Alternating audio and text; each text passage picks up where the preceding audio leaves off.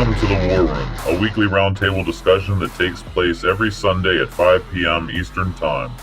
Tune in at 911warroom.com/Zoom. Welcome everybody. It's 504 on July 16, 2022, 911 War Room discussions. Just spoke with William Lagasse for about 30 seconds. I wanted to keep it respectful because last year we talked with him. He said, I have no problem talking with you guys. Just go through the Pentagon and get their approval through the appropriate, whatever, avenues. Yeah. So I just called him 10 minutes before the show began. Said, Dave, 30 seconds, just real quick, and you'll hear what it says right here. Hi, Mr. Lagasse. Yes. This is Gene Larotonda. I called you like the week of September 11th last year, and I asked questions. You said, hey, I'll answer anything, but you got to go through the Navy or the Pentagon PEOC, I believe. Yes. And they never got back to me. And I think you said one sentence, if you have 30 seconds, was, did you say you saw the plane go over the stone wall of Arlington Cemetery? And that's my only question for you, sir. Well, I mean, I saw the plane go into the building. I don't know if I ever said stone wall over Arlington. No, yeah, you said it didn't go over Arlington. It was closer to Southern Pike. But I thought you said it went over the stone wall of Arlington. It's Columbia Pike is the road that came down from the old Navy Annex. Ah. Yeah. Okay. All right. I think I understand now. Thank you so much, sir, for your time. Sorry to bother you. Well, that didn't answer anything. All right. Bye-bye. Very long. That was William Lagasse. All he clarified was that it came. All he clarified with that was that's Columbia Pike, but he seemed resistant to say that it went over the stone wall. I gotta go. That's my homework for the next month's call. I'm gonna get permission to talk to him, and he said he would talk to us. So please include me on that conversation. yes, sir. Let me make a note. Pentagon approval.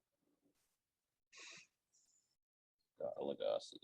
All right, so you'll have to forgive me, David. I got a motorcycle when I finally just got my license plate yesterday, so I've been all overjoyed to ride my motorcycle. So I made it halfway through your critique of the CIT interview. Are you talking about the written version or the video? The video. I'm following through. So that's where I am. 17 minutes through the 31-minute discussion. It really, and that's why I decided to call him, because it's just the discussion of whether he saw the port or starboard side is really, we just got to talk to him so he can clear all this up. So I was going to do that with Lloyd Anglin, but then Craig McKee kind of mocked me for that. Why would you want to talk to him again? And I'm like, well, why didn't anybody re-interview him again? And he passed away. So unfortunately, we lost that opportunity. But I don't want to lose that opportunity with William Lagasse.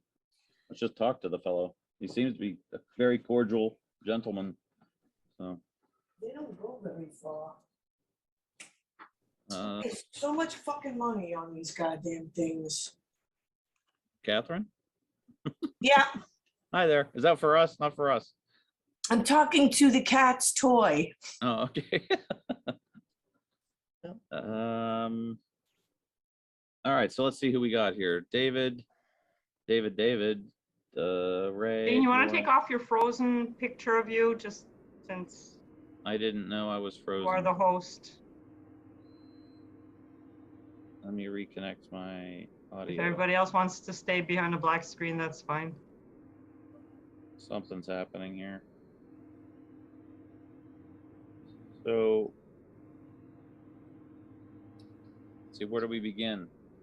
We still can't see you, eh? I'm trying to get it to turn Okay. back on. Trying. There we go. Thank you. Hey, nice shirt. You said you were going to wear the other one. Sorry, we didn't coordinate.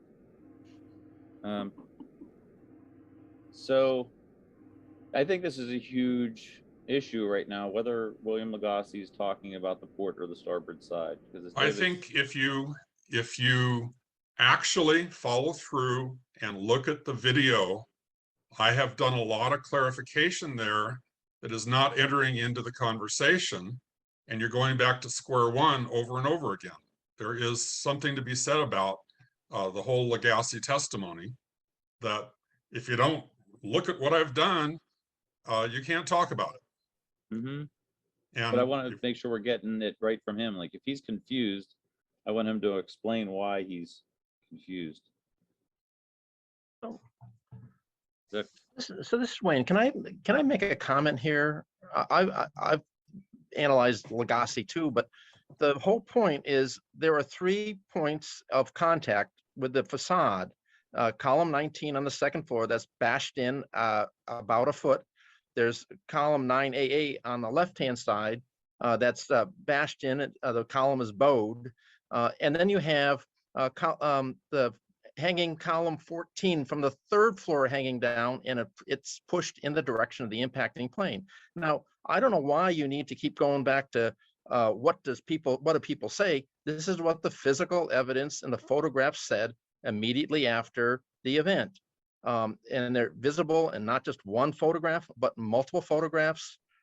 So it confuses me why you spend the time trying to track down these things. I understand that there's lots of hearsay, but the whole point is the physical evidence stands irrefutable that a 757, something the size of 757 hit, not a 737, not a 767. That's what the damage shows. Those 3 points define it well effectively. There's other things too, but I've said it. Thank you very much.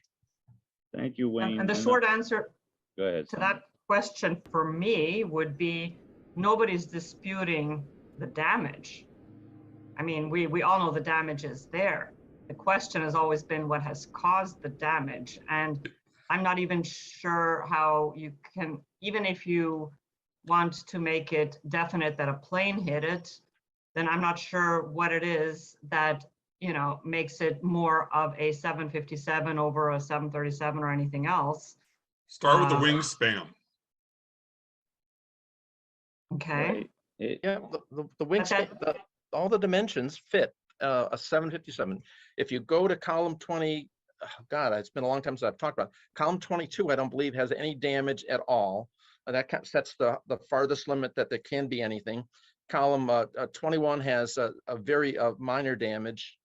Column 20 has some more. Then you have the place where the wing, according to how the shape of the plane would have been, crossing at column 18 in the second floor slab. And then you have where the fuselage would have gone in, which is created the opening on the second floor, and the column 14 is pushed in. You go see the Will Morris photos that so many people use, and if you go take a look where the window is, you'll see there's something hanging down and pushed in the direction of the impacting plane. And then, I mean, you take a look at the damage, and if there's a 737 doesn't leave any of the other marks, because we didn't talk about the gouged retaining wall, we didn't talk about the damage to the generator trailer, which David has talked about before. This is the physical damage in front of the Pentagon. Okay. And leading up to it. So over.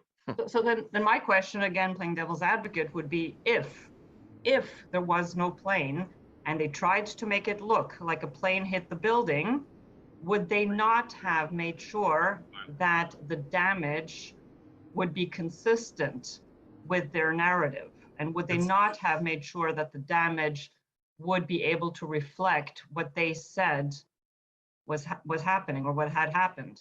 But how can they do that? It's impact damage. It's being pushed in from the outside.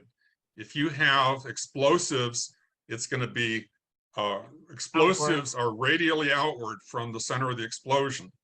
And Fair so enough. you have material being pushed into the building from the outside, plus you have gouges that actually, like the gouge in the retaining wall is like a circular or elliptical type of a gouge. the gouge in the top of the generator trailer, and then you have that scar beside it, which matches the, like that canoe underneath the window, the wing. And then you have the wingspan hitting the, I did a whole thing on that one. The right wing tip knocked off a rung of a camera pole by the freeway, and the left wing tip creased, bent, and knocked over the second light pole without breaking it. So you know where the left wingtip is, you know where the right wingtip is within inches, and it's the wingspan of a 757. And the spacing between the generator trailer scar and the retaining wall scar is the distance between the engines of a 757. And then you have it coming directly into the Pentagon, and then you have where the various parts of the wing damage are. It's all consistent with that picture. It's not consistent with explosives. And you can just wave your hands and say, oh, they faked everything. But that is a hand-waving explanation that does not really explain anything. It's just expressing a predilection. Thank you, David. But the thing that I keep asking people, and no one's ever even responded, is where would those explosives need to be to do this damage? Because if you try to say the explosives are here and here and here and here, there would be lots of contrary evidence from where you just said they were about how things work, how explosives work. And there's nothing that does it. And when you look inside the building, what do you see? You see columns that are bent and bowed. The ones that haven't been knocked down, they're all bent and bowed, still connected to the top and the bottom. And Pushed they inward. are impacted as if something is coming from the outside. There's not a single bit of contrary evidence that I can find. I've been looking and I've been asking people who have other opinions to show me why they think there is something wrong with the picture. And all they do is go back to Lloyd England.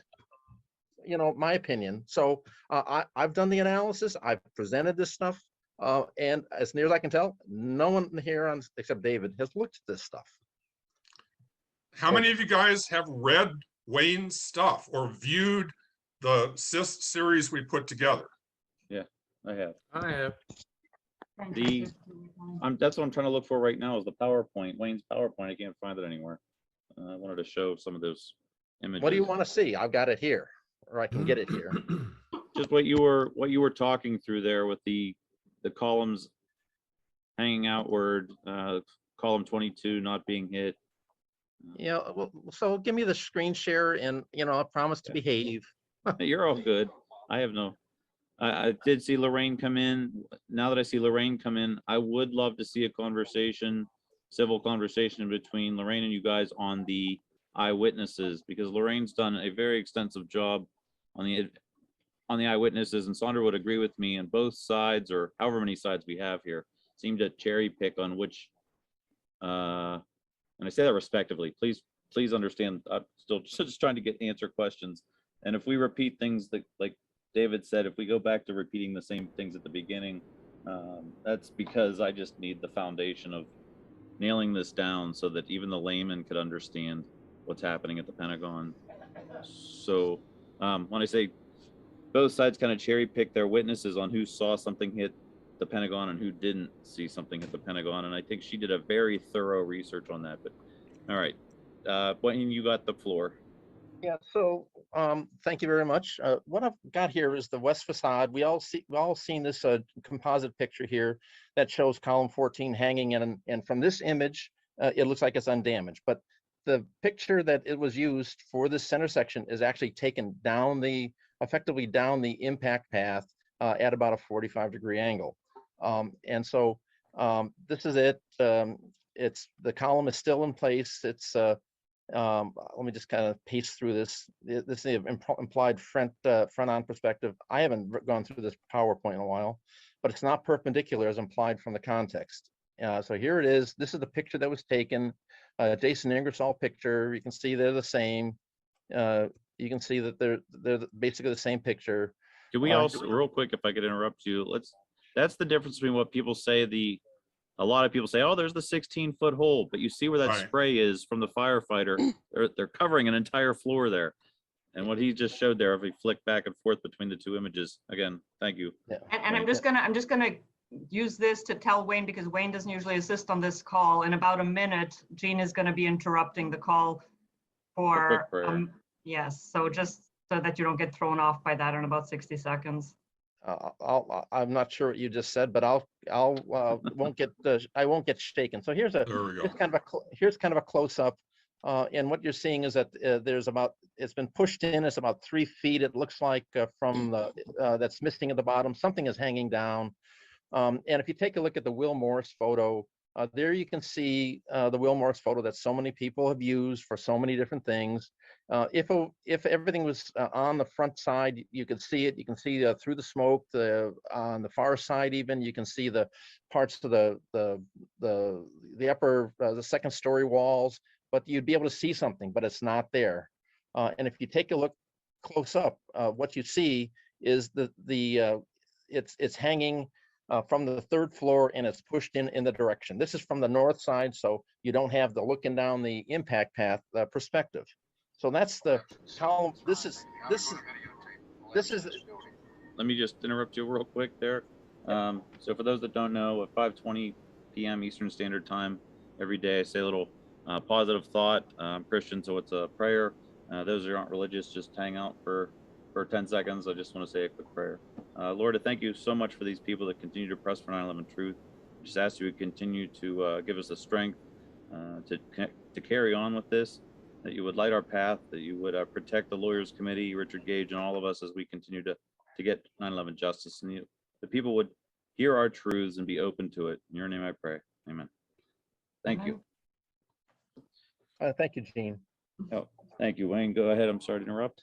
Yes, no, I didn't know what the traditions were, and that's a very fine tradition. So at any rate, this is the column 14AA from the north side, and it is unexplainable from anything except the large plane impact. Explosives to have done this and all the other damage you see adjacent to it, I cannot envision what could have done that. So this is just a note.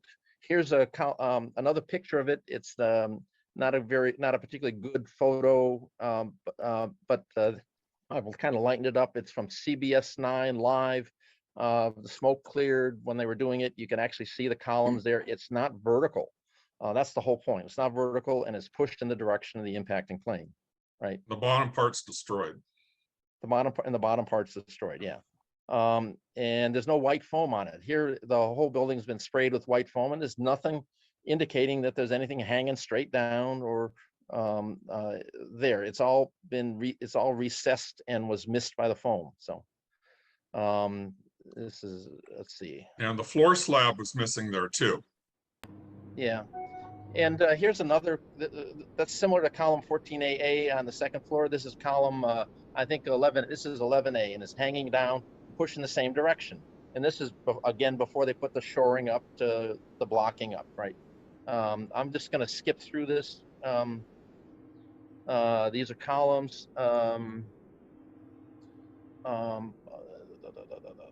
This is some other details. Here's column 9AA. It's highlighted. I've got it in yellow.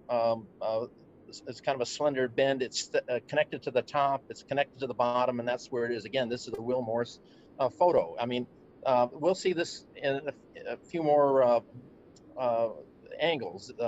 This is the window frame that was next to it. That's the Can I window. stop you right there real quick, Wayne? Pardon to keep interrupting. I just got a lot of questions. You gave a great presentation with Richard Gage about possibility of these explosive panels installed in the core columns of World Trade Center 1 and 2 that would have blown the interior core columns outward.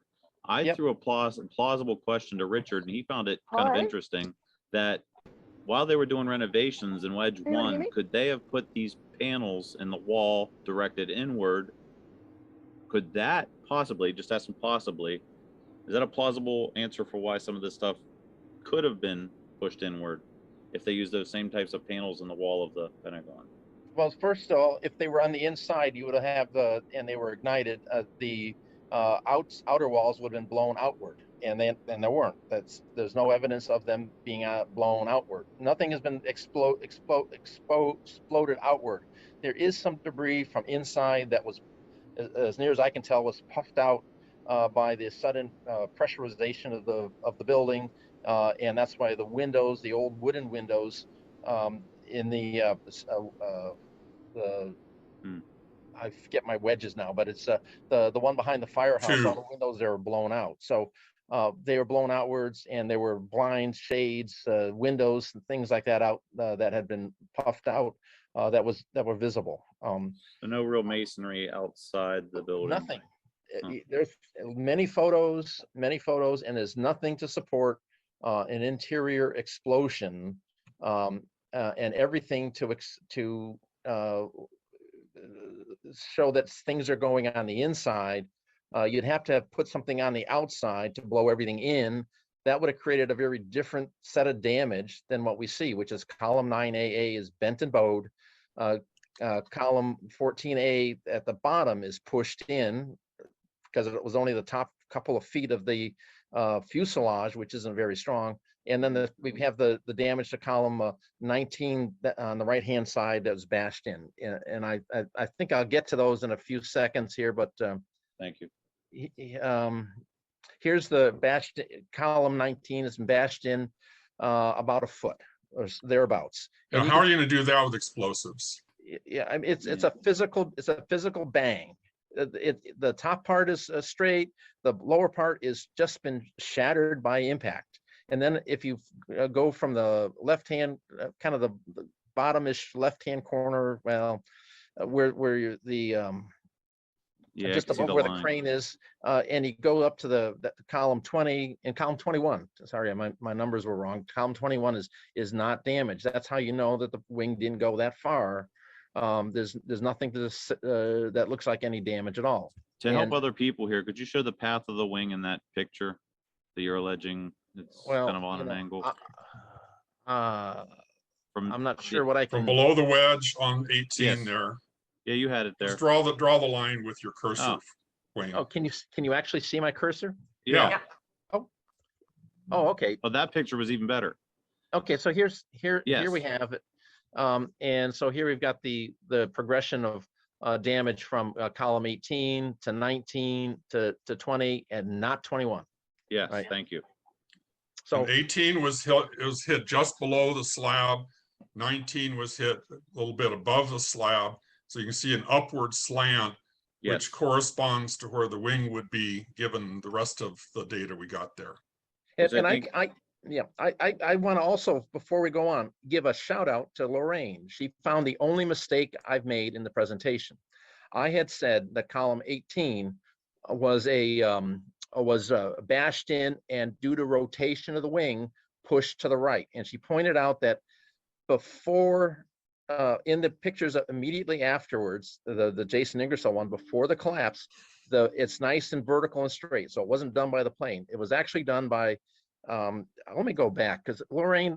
Well, hang on, because I also want to get Lorraine to comment. I thought Tim Timmerman or somebody commented that when they saw the plane hit, it yawed and it started to rotate with the left wing.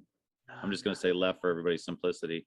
Left wing went down and it kind of cartwheeled into the building. It didn't cartwheel. Well, the left wing was pushed down because the right wing was hung up on the generator trailer. Yeah. Can you confirm that, Lorraine, with any eyewitnesses? Because I think you have the most extensive knowledge of all the eyewitnesses. Hi, can you hear me now?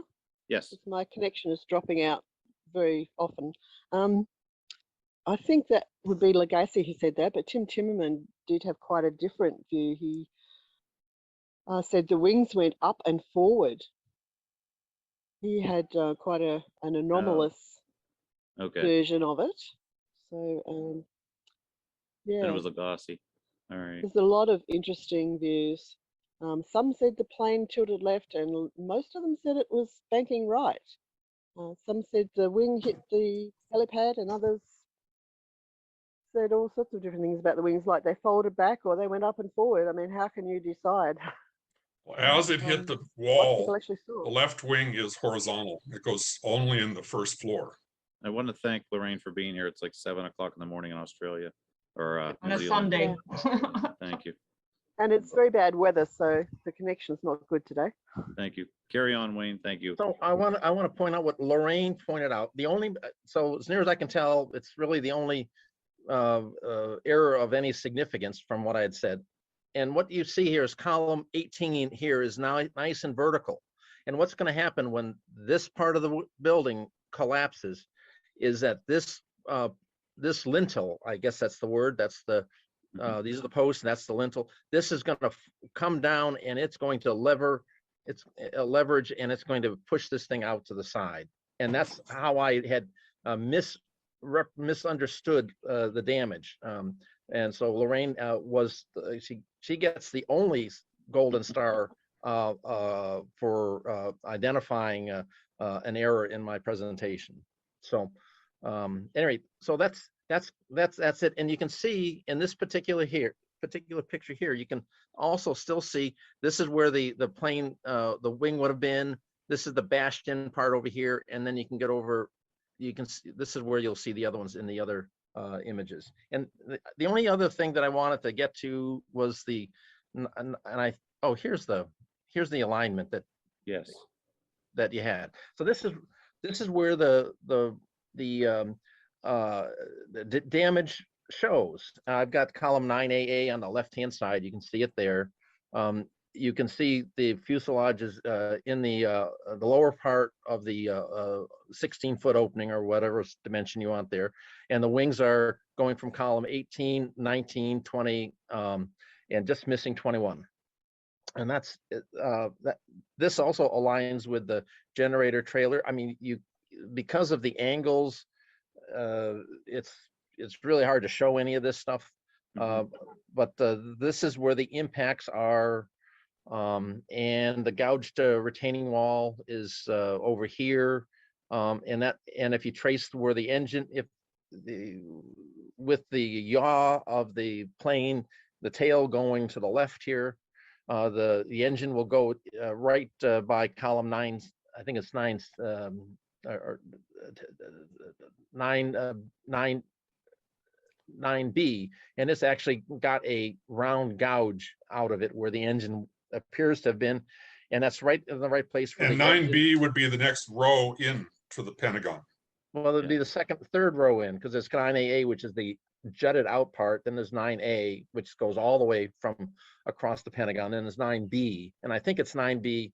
I was looking for those particular slides, but I did not include them in the debate slides that we had for.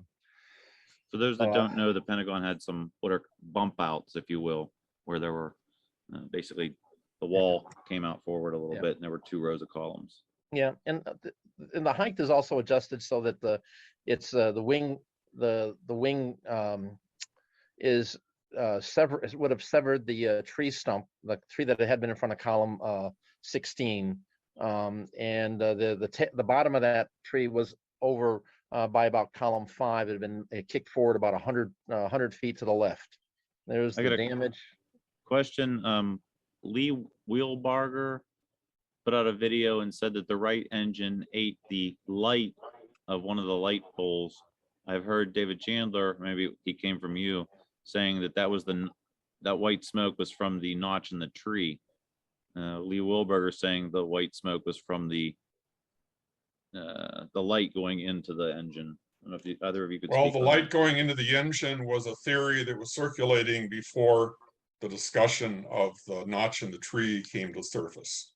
And I think the notch in the tree is a lot more plausible, because we know the engine carved out that notch, the foliage would have gone into the engine, and that can account for it. The other was just, I think, grasping at straws and say, well, maybe it was something else. I don't think there's ever been any evidence that it was the light, but I had heard that as well. And David, when you aligned your dimensions, there was no engine impact into the lights. They were all along the wing fronts, right? Right. Thank you. And I just quickly want to mention, because I'm not sure if Lorraine has a chance to actually raise a hand because she's calling in by phone, or is she? I'm not sure. And anyways, I just wanted to give, Lorraine, if you have to jump in, if you don't have an option to raise a hand, then just let it be known that you want to reply to something. Yeah, this is kind of, we're a roundtable discussion here. If anybody wants to jump in, just pardon the Yeah. interruptions. We're really just trying to have a Yeah, and conversation. Ray here. has had his hand up for quite a while. I'm not Yeah, sure, so but- let's, Greg, go Yeah. ahead. Do you have a question? I'm sure it's gonna be explosive. It's all about explosions, 9/11. I know. It's all about explosion. But I put something in the chat. It's the second screenshot I made. It's I don't know if who Wayne is now controlling the Here, let screen. me take the screen back, Wayne, if you don't mind. You can get in there. Share screen number 2. Go ahead, Ray. If you talk about explosions, you say there's a puff.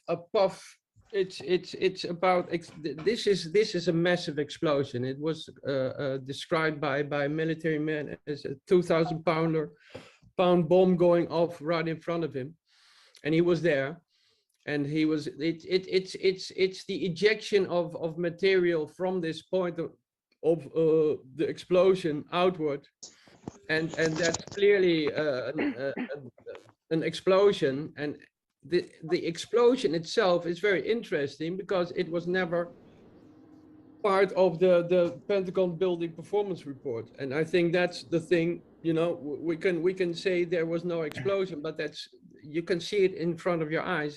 That's a major explosion.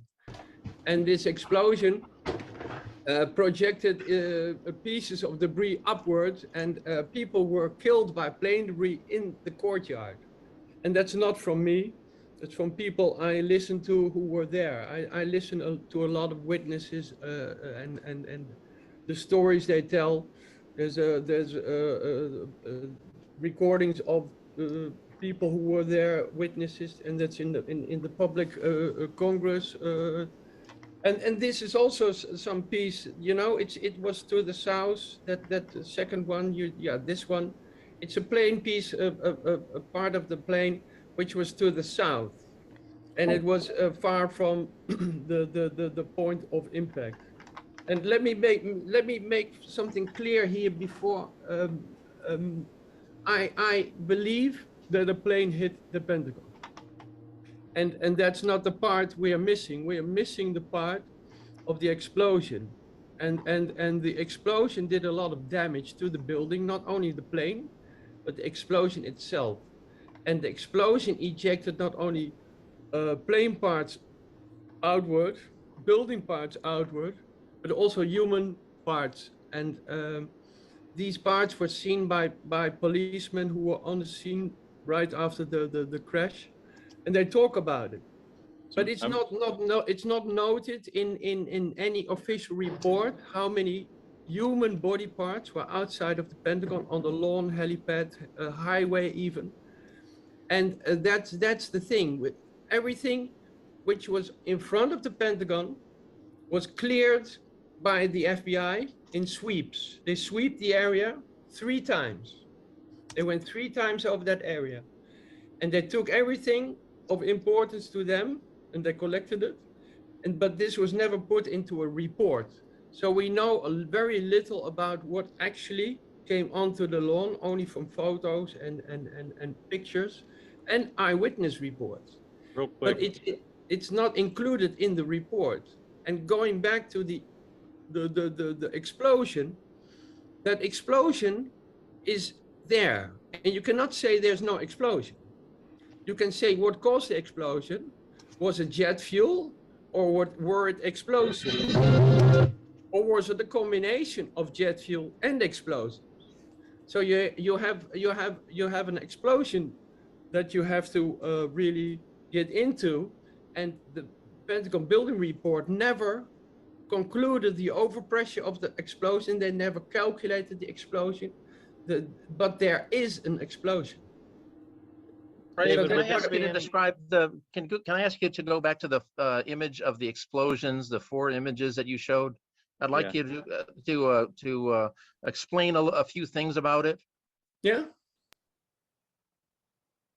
Yeah, so first of all, what we see here, and there's a couple of different photos from the two different cameras. I'm not sure if these are the two cameras.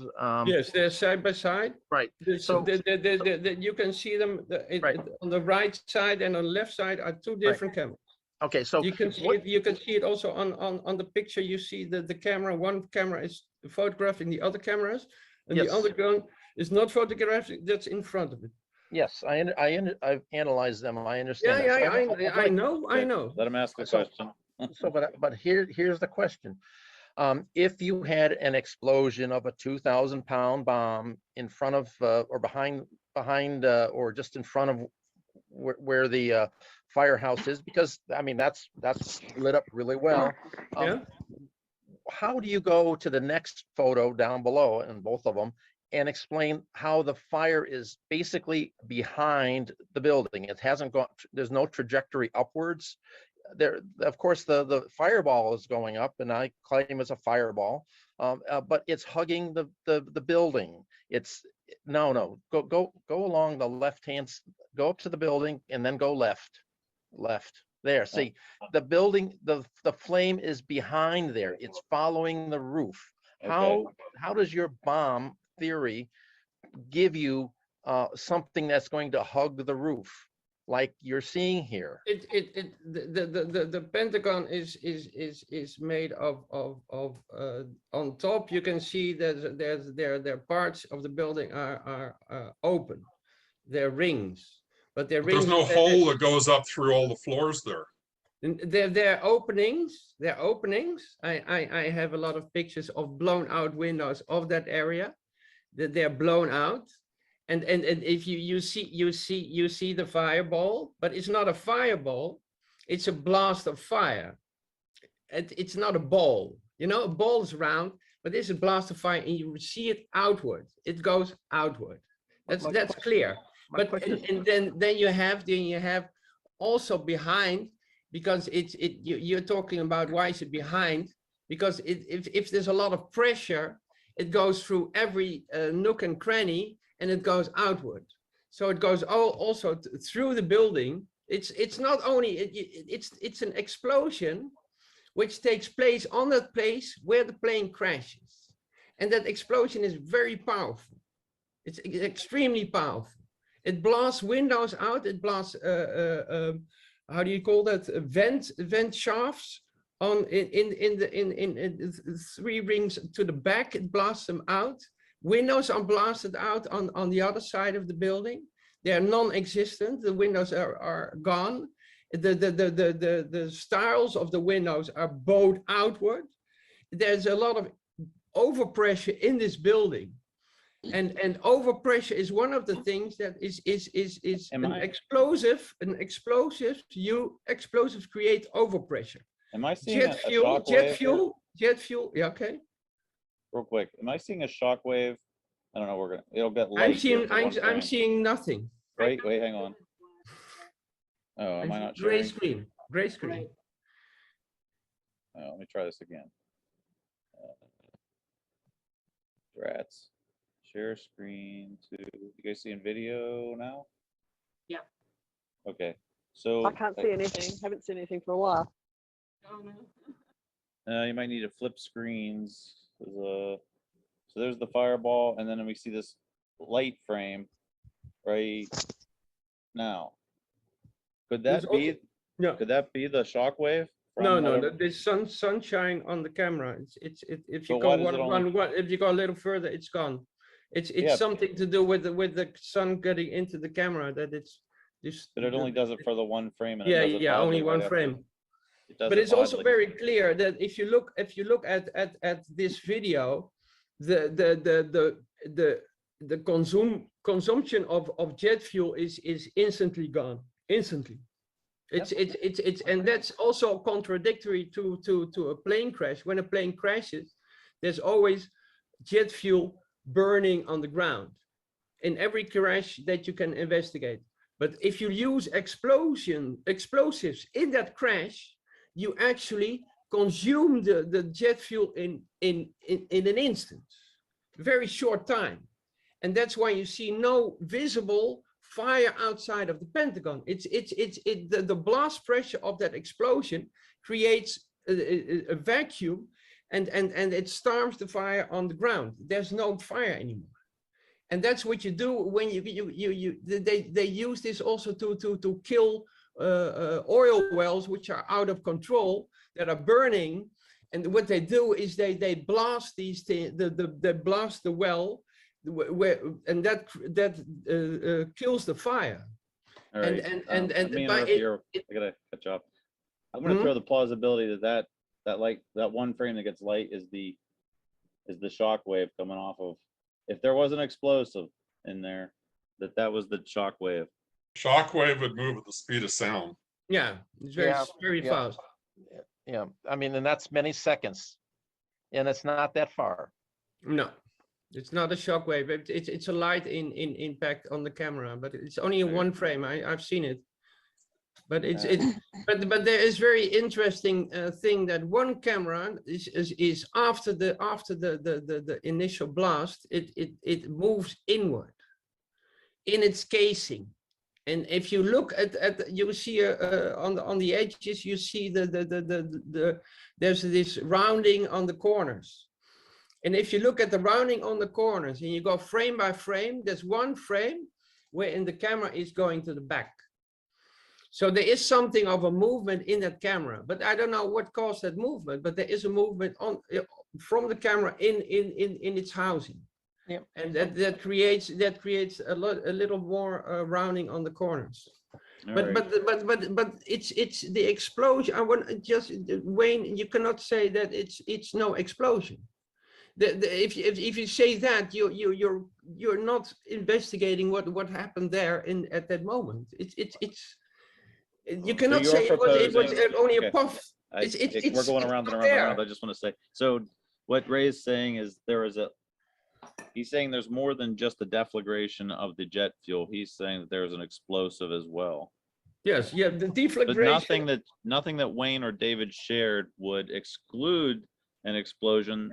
No, I'm not excluding an explosion. Wayne is excluding an explosion. He says there's no. Wayne said there's Let no. Wayne speak on this, because I think he does have something to say about it. I'm sorry. Go ahead, Wayne.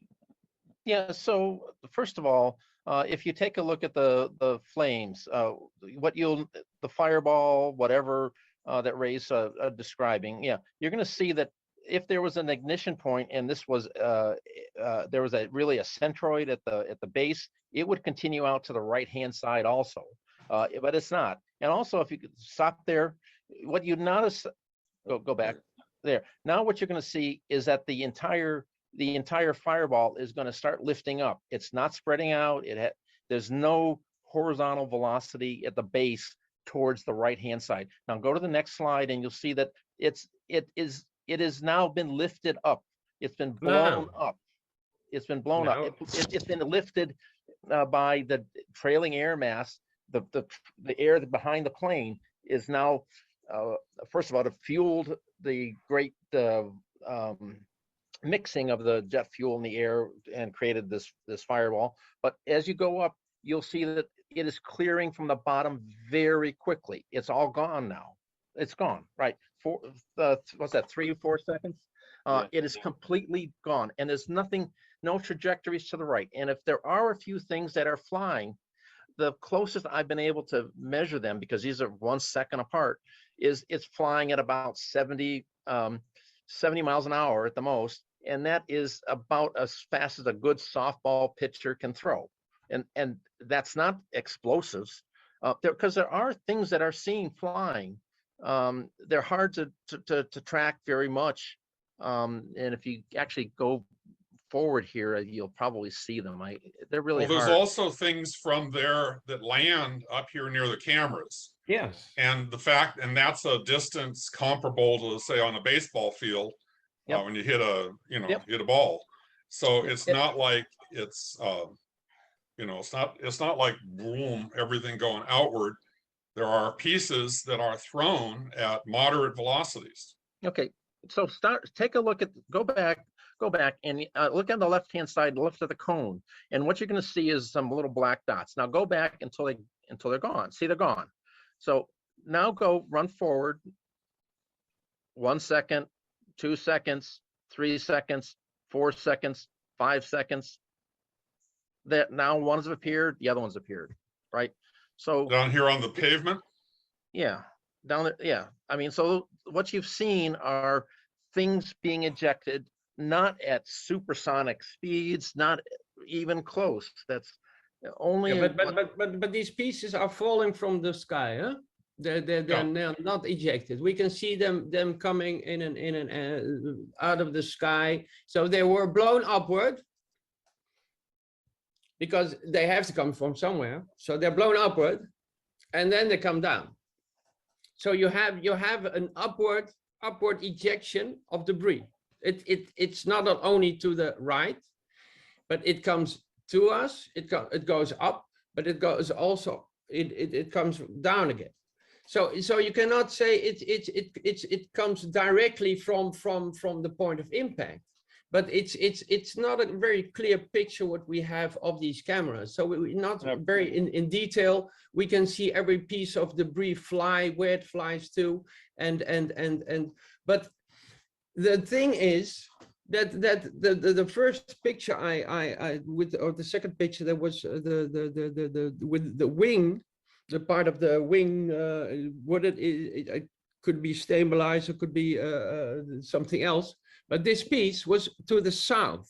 That's the leading wing slat. Yes, it was to the south, wasn't it? no, listen to what between- Wayne is saying here, because he's identified it. It's Okay. the leading wing slat, and it's between where one of the where the wing would have hit a light pole and the How wall. did it get there? Because it fell off on its I mean, way to the Pentagon. How do you know? One of the How do you know? hypotheses- It's a hypothesis. You don't know you for take a sure. look- Hey, It's a Wayne, possibility. or Ray, you got to let them time to talk. Yeah, no, but it's like, it's the thing that you cannot say it came there by falling off. It's laying there in the grass to the south. That's not a very light piece of debris. It's not being blown by some wind, but it's laying there on the grass. And if you look at this picture, it's clearly something like 70 kilos, 80 kilos, say the weight of it, isn't it? And if the plane lost it somewhere on its way, is it possible to take this piece out of a plane and still leave a wing? Yeah, So it's how just do you- the how do you- leading slat on the right wing after Yeah. it's hit 2 light poles and shattered them. So after it's hit light poles 1 and 3, and then it falls off the wing. It falls off and it doesn't have forward momentum. Yeah, it has just forward falls momentum. off, and it lays in the grass like it's Probably tumbled after it hit the ground. it not that it probably, there's a lot of probability in Okay, this. but it's in the line of the flight on the way to the Pentagon, and it's a place where the wing got hit by 2 baseball bats, so to speak, if you want to think of those poles sticking up there. And so there's a plausible explanation for how it got removed from the plane and dropped as it's on its way into the Pentagon. I think it's very plausible that it was ejected by an explosion. Do you see any signs of burns on it? To all along. No, but I see that it was ripped from a plane and it laid it came on the grass without damaging it was not tumbling, and I don't see marks in the grass around it. If I look at that plane part, it's a part which was taken off the plane and it landed there. I think it's And- important to and- start with the observations and then find explanations for what you're looking at, rather than starting with an Of explanation detail. and finding, like saying there must be explosions. Everything's an explosion. No, How can we I'm- fit this I'm- to an explosion? That doesn't ring true to me. You cannot say it came from an explosion or from hitting a light pole. We don't know why it ended up there. Well, let's see. That's what we If- can say. We can say we don't know. That's the thing. but this piece, this part, if you cannot explain where it was hit by the light pole, if you cannot say here, I see clear damage of a light pole, but I do not see that. I see this part laying to the south. Wayne, were you saying it's this part of the wing? No, it's in closer. Yeah, well, I think it's, I don't know exactly which piece it is, but it's a Right. it's a leading wing slat. And in my 5-hour lecture, though, you know, if you want to get bored, you can watch it. If you want to I learn did. something, right? Yeah. Well, then you should have known that this was a leading wing slat and how But it it doesn't- matches. Right, let him It's talk. how it get there. Right, okay. You know, And it's halfway hang on. between where it would have impacted a light pole and potentially, remember, people thought that the light poles should have severed the wings and cut the wings off all by themselves. So maybe this is a piece of a wing that possibly fell off. That is consistent with a lot of so many other people say should have happened. But the wing itself is pretty sturdy, but this is something that's on the outside. And apparently, you know, it ended up here. A good hypothesis is it fell off. And if we want to go back, I do want to go back to your explosion, your images of the explosion. And I want to ask you to explain how come there is no shrapnel damage to the fire truck that is just that would be 100 feet or less from where the impact is. How can you say that a bomb would do all of this explosive damage, destroy the walls, do whatever, and even be significant and not leave any shrapnel in the side of the fire truck? Any explanation for your shrapnel-less bomb? Yeah. I can show you damage to the fire truck, and I can show you damage to the structure on top of the firehouse. There's the control tower. There's enormous damage to the control tower by projectiles, and I can show. Wait. I'm gonna search it and I'll show you. Okay. It's better to just show things. Yep, we good. Thank you, everybody, for being cordial with each other as we talk through this.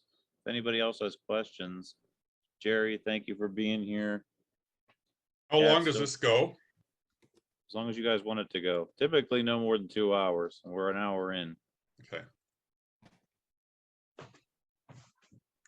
Are we ready to move on yet? Because I came prepared with a totally different topic here. Okay. It's loading. He's getting it. It's loading. It's Oh. on the. But I'll show you the damage to the how do you call that, where the control tower, the control tower. Yes. Because that's a major damage. It's not a lot seen in the. I posted in the screenshots now. You can open it, I think. All right, let me look here. Downloading. It's the last one. Yep. Opening. Okay. This is the control tower, and this was the day after it happened. And you can see there's a person standing inside, and he's on top of this desk. He's standing there.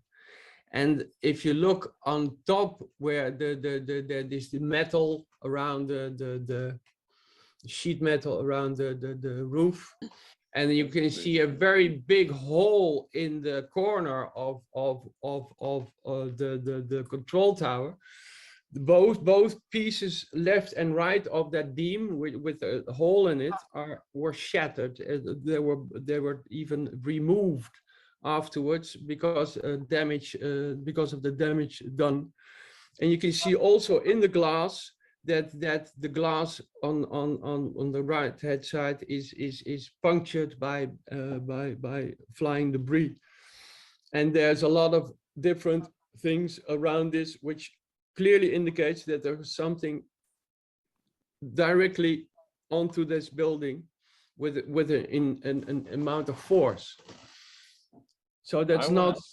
I was expecting something that would look like Beirut. Yeah, but you cannot, you can, everything you can expect to see what you want to see, but it's about this damage, which was also not mentioned in the Pentagon building report.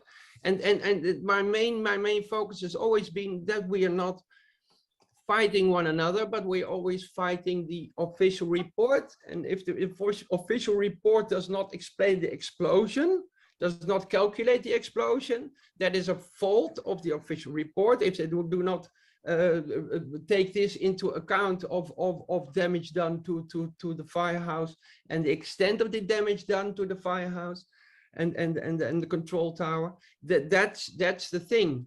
But we cannot say there was no explosion. It's that's the main thing. We have to focus on the official story. You can clearly see these two windows on the corner are shattered.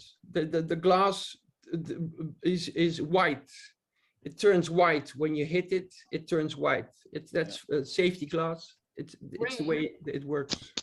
Ray? Yes. Oh, sit back a little bit, Sandra. It's not working for you. Are the Sit back. windows bulletproof? Are the windows bulletproof? And then I don't know if they're bulletproof, but it is safety glass. It shatters. Safety glass has the tendency to shatter in pieces, very small. Go back to the previous picture. You'll see the windows clearer. Then Here. they're taken out there already. They were They don't look removed. taken out. They were removed. That's plastic. That's plastic that's put in place. I have photos from the removal of these windows. Okay. These were it's there because but I can maybe As a layman, I just want to say that everything that everyone said so far really doesn't, for me, doesn't preclude an explosion as well as jet fuel. I can see both taking place here. So there's another very energetic incident that's going on upon impact. Mm-hmm. So I agree. So Ray, did you say you had a picture of the fire truck also? yeah. Yeah, okay, let's see that one. And then I'm going to talk about the other energetic portion of this. And then Oh, we'll well, go if to you talk David. about the anecdote, I'm gonna look for it and then Okay. Okay. Okay. Go ahead, Wayne. So And then we're going to go to David. The energetic portion, the energetic portion is that the tree at column 16 was severed by the wing on the right-hand side, and yet it appears to have ended up on the other side of the plane. And what this appears to have done, and because the trunk is actually shattered and bent, or cracked when it's laying down on the other side, it appears that the impact of the wing severed the tree. The top part of the tree got thrown against the wall. That's probably why the two panels came out around 16-foot hole. The 16-foot hole, and then the tree traveled through the fuselage because it had a northerly direction to it. Wayne, do you want to share your screen? If you want to give us like, yeah. or Let's is see that- if I yeah, you have to stop sharing. oh, yeah, sorry. There you go. Let's see if I can. Just so it helps everyone with their visualization. There we go. So let's see if I can find this section real quick.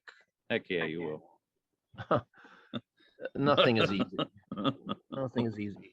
And I'm not even, let's see, I'm pretty sure that this is something else. This is the impact. I don't think I have. There it is. Oh, where'd it go? Up a little. Yeah, yes, here it is. Yeah. Yeah. Okay, so here's the tree at columns. So you want to see energetic forces going northward. Okay, so here's the tree in front of column 16. I've highlighted it. We got the retaining wall that's going to get gouged. There's a diesel generator trailer, and so the plane's coming in at 45 degrees. Here it is. It's pre-impact. There's the tree. forgive my cartoonish graphic ability here. This tree got severed, and the bottom has now been slammed against the wall, and is traveling north, and it's Tore moving north through the fuselage. tore through the fuselage. Much energy, and the energy is kicking stuff north, and that's probably what you saw landing. Stuff emanating from that is probably what you were seeing landing in the security camera that we looked at a moment ago, and then it ends up here. And now you can see the tree trunk. I've highlighted it. You can see the branches. Barbara had thought these were exploded out rebar at one time, but the tree branches. There's a tree stump that got. Here's tree branches all over tree branches everywhere. And where do they come from? The tree. There's no other explanation. And there's the fire truck, but that's not a good picture of it. More tree damage, debris, leaves and branches and stuff. And yeah. By the way, many times you've seen this picture in like all the things from in plain sight to whatever, and they say it's the E-ring. Well, if you actually count the columns, this is the entire first floor from the E-ring entrance hole to the C-ring exit hole.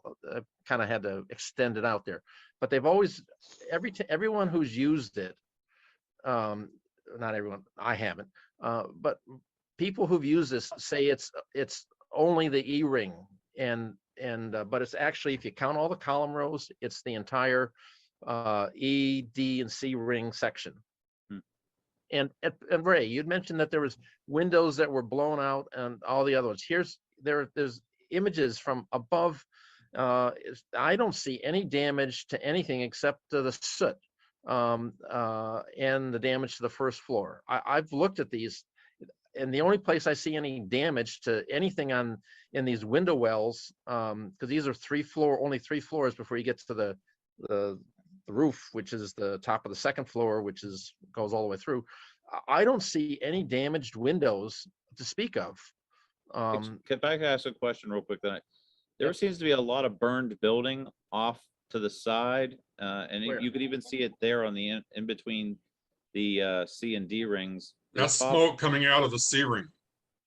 Okay, like where Wayne's bubble says 2-story section between E and D in the top right. There's a lot, those windows are all broken out. There's a lot of soot pouring out there, but that's not the path of the plane. But there was fires there for 2 days. Okay, 10-4, thank you. Yeah. Yeah, but there was fires in the roof sections for 2 days. My other question, if I may, I gotta share my screen again. I think I'm done. I've gone through just about everything. We've talked about the column 9 AA. We've talked about column 19. We've talked about column 14 hanging and a bunch of other stuff. Go ahead. Your graphic that just showed it hitting the tree trunk, what you and David just said, how does that tie in with this graphic? You're taking this out of context. This doesn't. is from Yeah, Sergeant Lagasse. Lagasse's fertile imagination. This is not a description of what happened. Okay, thank you for that. He described the right wing hung up on the generator trailer as the plane rotated, so the left side of the cockpit hit first, which he described as the starboard side of the cockpit. So this is an illustration of where to show that he was using starboard as though it meant left. Yeah. He also did correctly identify that there was a tail rotation, and that would be caused by the engine hitting this trailer. Rotating. There was a yaw rotation, but it's much smaller than what he imagined. Yep. Okay. So the graphic that you just showed, Wayne, where it hits the tree, you guys are saying this isn't what happened? That's out of the Lagasse paper. Okay. But you both have said it. The right engine, the starboard engine, hit the trailer. It did, but it gouged it and it slowed it down a bit, and the tail rotated somewhat. So instead of the tail following the nose into column 14, right, it hit over about column 12. So it's got displaced about 20 feet. Wayne's animation that he just showed, it went in straight in. It didn't rotate at all. Well, you're just looking at a projection against the wall for that yellow outline picture. Is that what you meant? Wayne, if you don't mind, would you share your little Well, animation again? My little anime. Okay, so I got the right one here. No, hang on. Yep. Oh, good. Forgive me for really testing your ability here. I dig it. You're doing good. Yeah. So, I must have closed out something. Oh, Here we go. I think you're gonna say that my the thing with the tree that you just showed, yeah. it stayed straight on. It Come on, really didn't rotate. And then well, yeah. So, I'm not a professional I know. I'm just graphics. So yes, I'm showing this going straight in here, but right, Nope, and we're not seeing that's what it. I've done. So let's go take a look at. We're not seeing it, Wayne. We're just seeing your Right. title screen. You're You may you're have to seeing- stop your share and reshare again. And then we'll be okay, good. okay. Screen share. I guess this is the one. There we go. Okay, so sorry. Oh, nice. Okay, this is great. Right. Thank you. Now that shows the rotation. This is what you're showing. This is what you're saying. This was, yes, this was just showing that this is focused on the tree Yeah. moving, right? And how the tree flew, where it ended up, and what you can see, and other stuff, right? No, Before that, Wayne, you had it where you actually had that one. That That's good. animation shows the rotation that we're talking Right. about. right. So here's the mechanics. I mean, I'm an engineer, so I look at the mechanics. Yeah. Witnesses are great to tell you what to start to look at. Then you look at it and you make sense of what they said. Yep. So here's the plane. It hits the trailer. It's now created imparted energy to the trailer. It's rotated. The plane's going to start having it's now got a rotational component to it.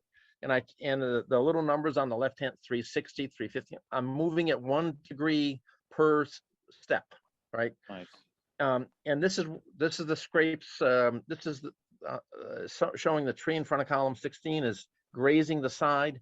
You've got the sheeting showing American.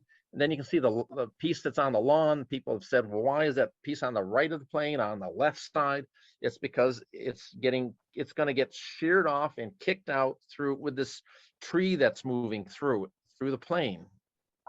Right. Going through the plane, there's a pivot there, right? It's traveling through it has to travel through the plane because that is where it ends up, right? Yeah. Can I? It's something I do not get this one. You have a forward motion going into the building, and there's a tree in between the forward motion and from the plane and the building. How does this forward motion become a motion to the side? Because what happens? Why is that tree? And if you have a plane which is going this way, how do you get a tree going through that plane, which is standing here? It's getting across this, and then you have this tree going through the plane, so it's going this way without having some sort of motion. What is pushing this tree this way? What is it? The plane has a northward component to its motion. It's coming in at like a 45-degree-ish. But how can it go through the plane? How can it go through the plane? We heard the question. Let him answer. Okay, if you notice, yeah, you've asked a good question, Ray. So if you take a look here in my steps here, the tree is the wing is approaching the tree. It's now hitting it. And if you notice, it's gone at about a 45 degree angle. It's not going straight into the wall. It's going sideways, about half into the wall and half in the northern direction. And as because of the because now it's got a northward component, it now needs something to slow it down. What's it going to slow it down with? It can only slow it down by going through and stopping in the aluminum and the seats and maybe some body parts of people that it's going to be spewing out, and maybe even some of the overhead racks, because those are seen. So they're going through the tree has to go Here, through yeah, the yeah, yeah, plane. yeah, yeah. Look, Right. look, And the tree's going through the wings, through the plane. No, It's above the moving. wings. It's now above the wings. It- It was in It first. got it was cut by used- the wing on the other I- side. So I the bottom heard. of the tree is at wing level. Let me speak. I'm gonna raise my voice. No, it's the movement of this orange dot is ground, and Wayne said it goes through the plane. That's what he said, and Yeah. that's what I did not understand, how something can go through the plane. because it has a northward component. How? What is it? What is that component? I don't get it. Okay, It's so coming- it's simple vector, vector algebra. What you have is the tree is traveling at 45 degrees, so half the energy and momentum is into the wall, so it's going to impact it, and the other half is going to be north It's And- along the wall. along Notice the the wall. picture is rotated, so the wall is at an angle here. Notice that. So, and because of the northward component, it has to go through. And as it goes through the plane, and it has to go through the plane because you see the base of it 100 feet at going up to column 5. Ray, you can do your own engineering analysis and to ask and figure out how did the trunk of the tree end up at column 5, 100 feet from where it started. You can do that. All right. And I Ray, don't know. I muted you because I needed him to answer. Now you can unmute. Now you can talk. We're not hearing anybody. I needed Wayne to answer the question. Now you're good. Go ahead. Okay. What makes the tree move?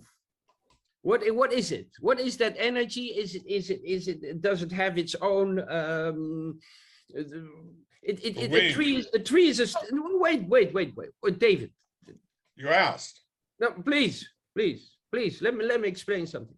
You have a tree standing there. There's a plane coming at it, and it slices it. It slices it with its wing. I can get that, but if you say that a plane of a tree moves through a plane, I do not get that one. The logic is that not there. There's no logic for me. How can it go? You have a tube, that's the plane, and how can how can it go through the plane? Or it goes over the plane, or it is cut by the plane. It's all that can be, but going through the plane, I cannot get my head in that one. The plane is a thin aluminum cylinder. Moving. Yeah. It's moving. It's not even the wing is the only part, according to Wayne, which touches the tree, and then the tree moves through the plane. It's standing there right in front of the Pentagon. Not the tree, standing. and then it gets hit by the wing, and it naturally will slice.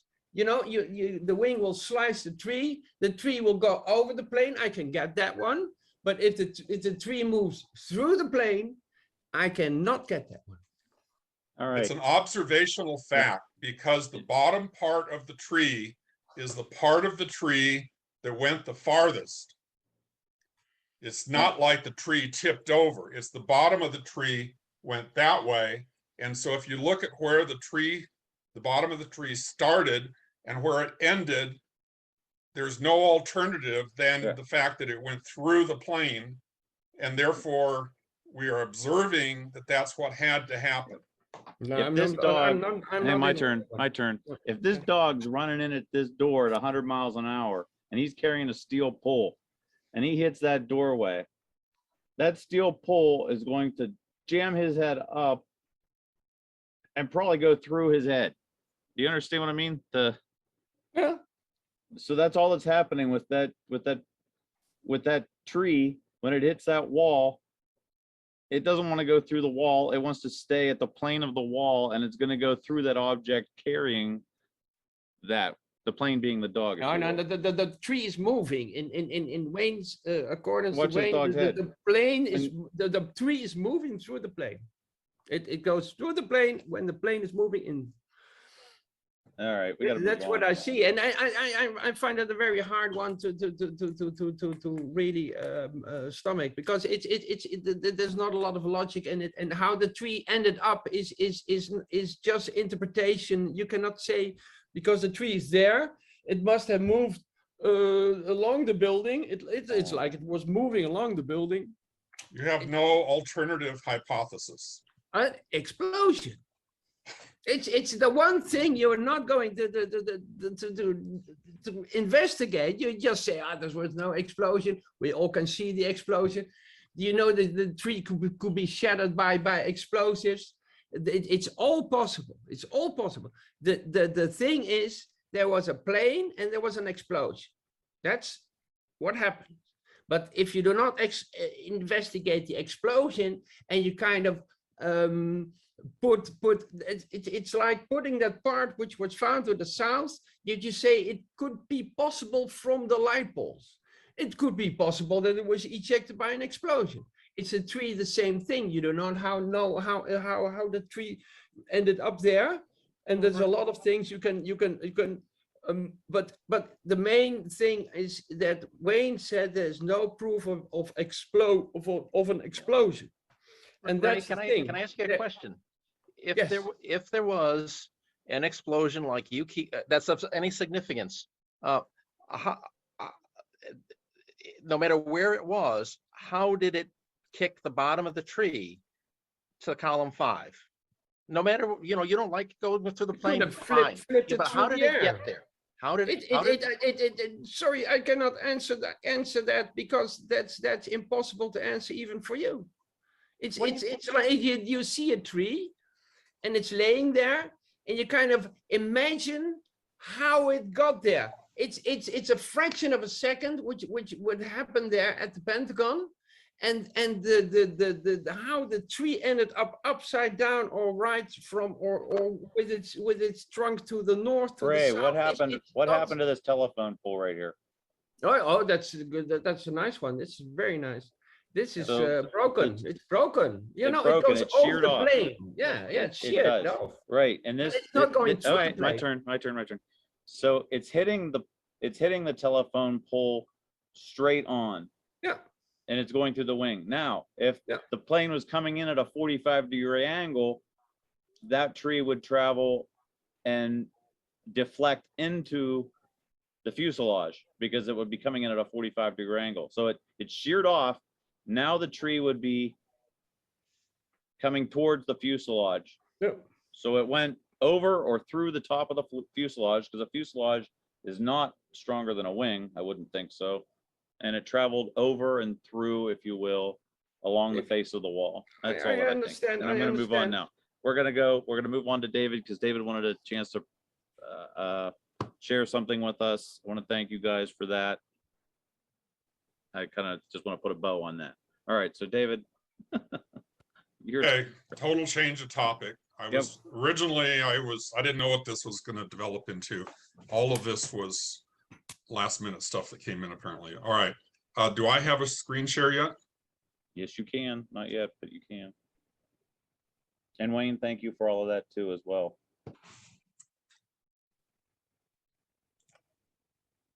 Thank you for the opportunity to go through that material.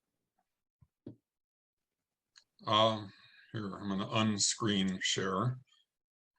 I'll screen share again.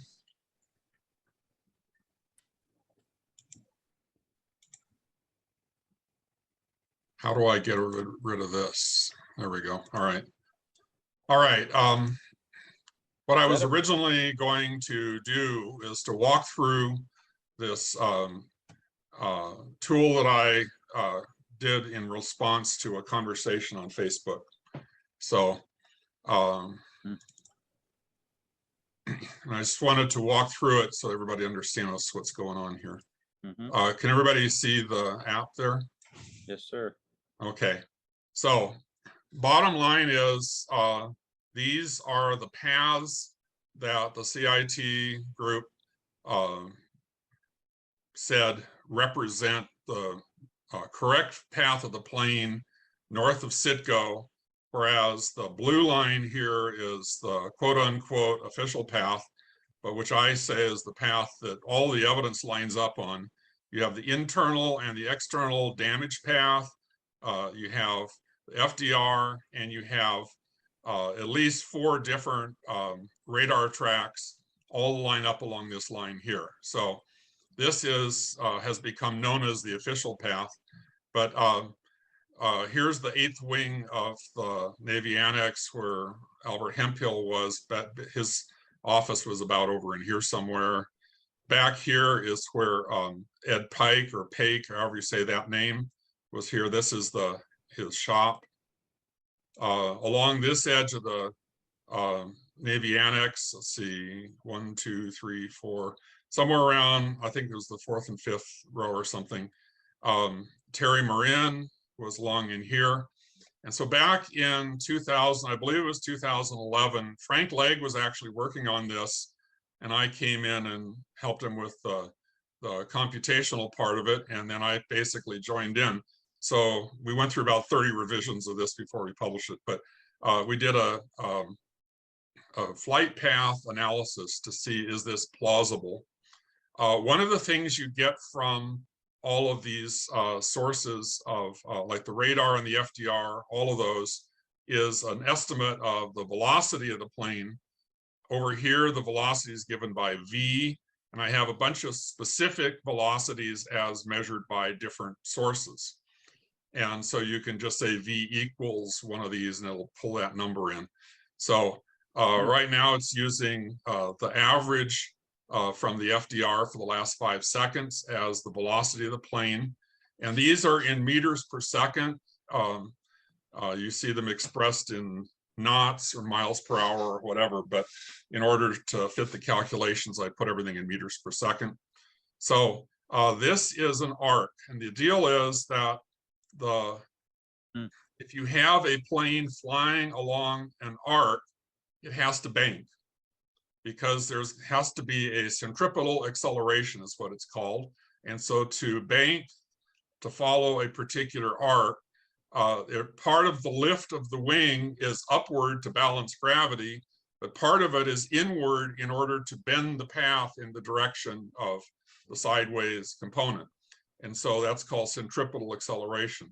So if you take this arc and put it in any hypothetical orientation for the given velocity and the given curvature, you can calculate the banking angle and the lateral acceleration. And I enhance that by putting an actual graphic there so that you can see what that banking angle comes out. So for instance, let's start with one of the most conservative estimates. Here is Ed Pike's shop, or Pake's shop. And here is the point on the hole in the Pentagon. And if you go pretty straight, then the plane is level. And so if you take a line across the Navy Annex that's more or less similar to the way, I think his was maybe up a little bit, but similar to where Ed Pike drew it across this on a perspective drawing, actually. It comes something like that, and notice it's actually going south of Citgo, which is sort of contrary to what they're trying to show. And so what you have to do to make this go north of Citgo is change the testimony a bit. If you assume that he's going further across the Navy Annex, and then, so let's take the most gentle, let's say it just barely skims the Navy Annex, then the lateral acceleration is like 2.5 Gs, and the banking angle be 68 degrees, and that's what it would look like. So in other words, that's not the banking angle for one particular place along this path. That would have to be the banking angle over the entire length of this arc in order to maintain that curvature. Nobody described the banking angle anywhere near that steep. And that's just a gentle arc from the most distant point here in. If I take this and put it up in the middle of where everybody else said that this thing was flying. So if you assume that the testimony was correct, that it went over Ed Pike's shop, or if it went a little bit south of the shop or whatever, I'm not going to quibble on that. Let's just put it over his shop. And then you say it goes up here through this general vicinity where here's the Citgo station, if you don't recognize it. That type of curvature together with this kind of velocity gives you a 77-degree banking angle and about 4.5 Gs. And then if you actually try to follow some of the specific curves here, like let's take this curve that's shown here. So these are the curves provided by, I believe, Craig Ranke or CIT, somebody from there. Look at this piece of curvature right here that one of the eyewitnesses supposedly drew or indicated or something. That's an 84-degree bank angle. Look at that. It's almost like vertical. Nobody described the plane doing that kind of thing. Plus, that's 9 Gs. The plane can't do that. You're talking about an airliner cannot do a 9G arc like that, and so forth. So let's see. Craig Ranke was saying, so here's Albert Hemphill's office right about in here. And so if I put this a little bit to his right, because they said it was his right shoulder, and Craig was saying, okay, it came over his right shoulder, but it was still heading north of Citgo. So let's put this at a conservative location as close to Citgo as we can, and then put this over to here. Look at that. So how in the world would Albert Hemphill describe this thing? I mean, he did not describe it like this. He described it as basically flying essentially flat. So all of these curves, whether anybody testified to this or not, doesn't really matter. They're all completely physically implausible. Now, one other variable here is to say, well, maybe it wasn't flying that fast. So the first question I have is, what's your source of speed going to be? Of all of these speeds, the slowest one here, well, here, Marin, and then there's this one. So this one here, VIAD, that's from Dulles, the radar from Dulles, but this was the speed 5 kilometers prior, and the plane was speeding up as it was approaching the Pentagon. So this is way slower than the actual speed in this last part of the flight, but let's use it anyway. So come down to the input bar here and say V equals, and that's lowercase v, capital I-A-D, all right? So we're using the slowest speed that's listed here, and that, notice V is equal to that now. And so here is still Hemphill's bank angle of 75 degrees. Come back here to Ed Pike's bank angle, anywhere you want to put this. None of these banks were observed. Nobody observed this, whether it's physically possible for the plane to fly it or not. And for these steeper ones, it's not possible. But so there you go. So this basically is the reason I did this. This is comparable to the kind of thing Frank Legg and I did. What he and I did was take the plane flying in along the radar path. The last radar point was near the Sheraton. And so then we said, okay, so say that the radar brings us this far, and let's say that thereafter it diverted, and we tried to say, how would it divert in such a way that it would agree with these various witnesses? Well, for Ed Pike to, maybe it was diverted about here where Ed Pike was, and so we could put it like this, but we had there a left bank. So we had, in that case, we had like a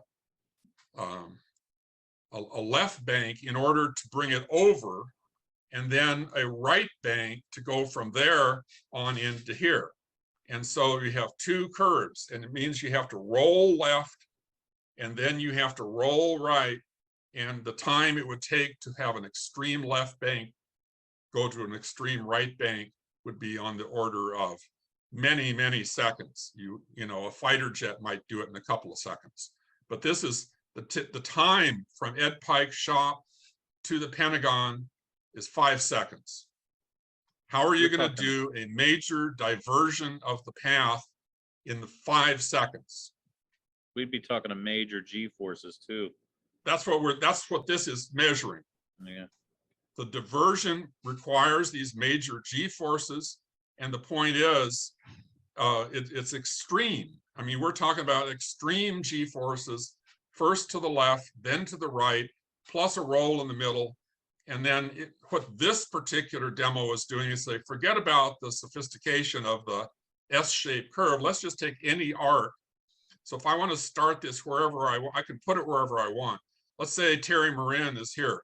Terry Marin actually described it going, he was observing along the edge of the Navy Annex, because he said he followed the plane until it disappeared behind a row of trees, which would be right here. And the last thing he saw was the tail sticking up from behind the trees. So he was watching the plane fly in this direction. What we was actually watching was the plane flying along this path like that. But the point is, he was watching it fly this way until it disappeared, because this is a downslope into the Pentagon here. Didn't All most, or didn't the eyewitnesses say that they heard it accelerate as it was approaching? Yes, it was accelerating this whole way. And the FDR shows that. It has a forward acceleration right up until the very last data point. At the very last data point, the FDR goes to a maximum negative acceleration. So it's off the scale negative. The last data point, in other words, was recording the impact. So yeah, but it was accelerating, and they, like, a number of them referred to it like the engine was whining, like it was, I forget the word they used, but talking about how it was clearly, they were pouring the gas, so to speak, onto the engine as it was accelerating down. All right. I'm kind of, Lorraine just joined us again. I was hoping she could have heard all that. She had disappeared for a little while. Well, But, she and I have been talking about this on the side, so she's familiar with what I've done here. Okay. And if she wants to, all right. But basically, those who have not been engaged in that conversation, first of all, is what I've done here clear enough? And I just want to say one other thing. This tool, it's done in a free downloadable software package called GeoGebra. And if you go to, if you find this on, I have it on my website, I have it on Facebook and so forth. If you go to this YouTube page that talks about this, and you go to the actual YouTube, in the notes under the YouTube, I have a link to the geogebra.org. I have a link to the box.com where I have this file stored, and I have some other stuff there as well. So you can actually download this and play with it, change the parameters that you want and so forth. I was about to say a minute ago, the reason that the thing that motivated me to do this is I was talking about the work Frank Legg and I did in the hearing of Craig McKee, and he said, oh, that was all fraudulent, blah, blah. Your initial assumptions were no good. Or in other words, my initial conditions were deceptive or something. So fine, play with the initial conditions.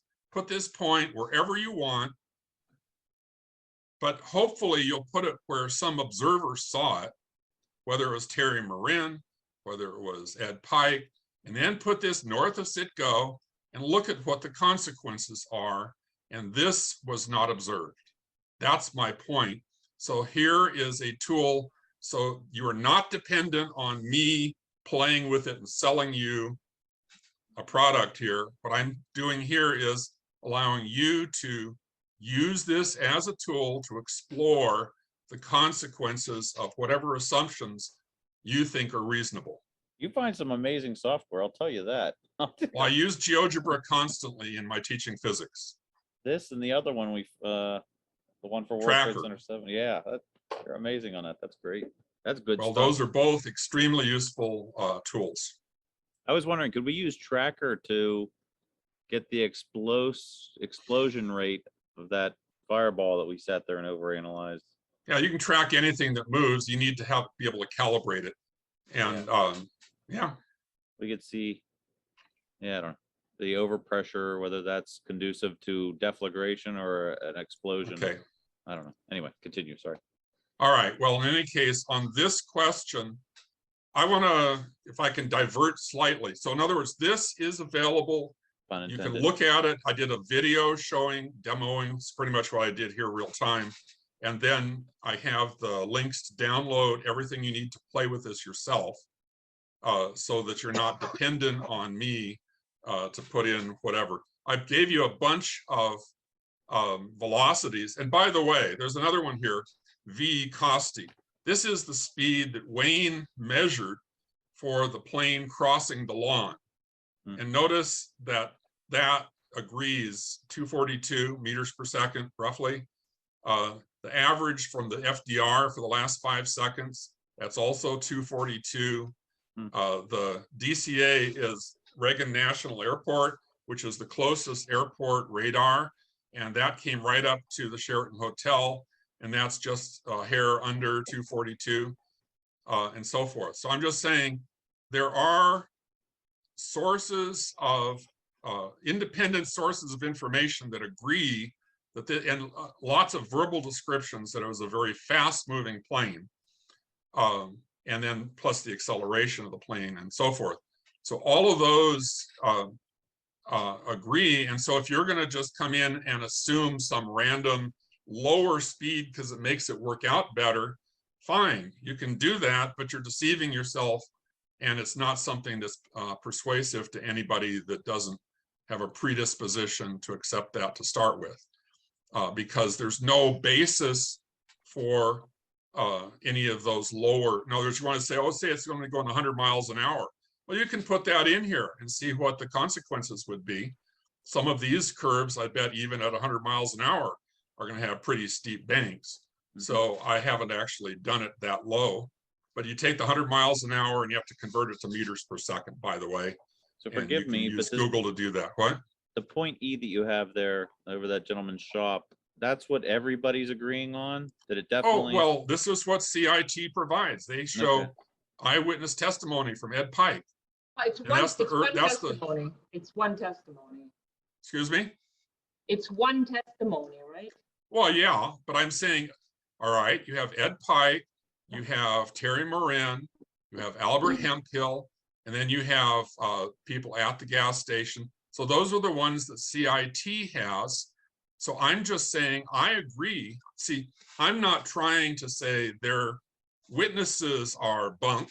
I'm saying my contention is CIT is distorting and shaping the testimony so that the accounts that we get filtered through Craig Ranke's interviewing techniques are dishonest. But what But if you take the actual words and so forth, these are, I think, are honest people describing what they saw. And Ed Pike said it basically came over his shop, or maybe a little to the south. So there's question, but nobody's saying, because all those lines up north stop, or let me start over. All the lines you have drawn in the north path, their originating points have a starting point at the Citgo gas station. Why would they have not continued north of this Navy annex? Like, because these are eyewitness testimony mediated by Craig Ranke for people that were up in this area. Yeah, but okay, so why is the originating point down at point E and not north of the Navy annex? Well, let's try this. Let's take this park.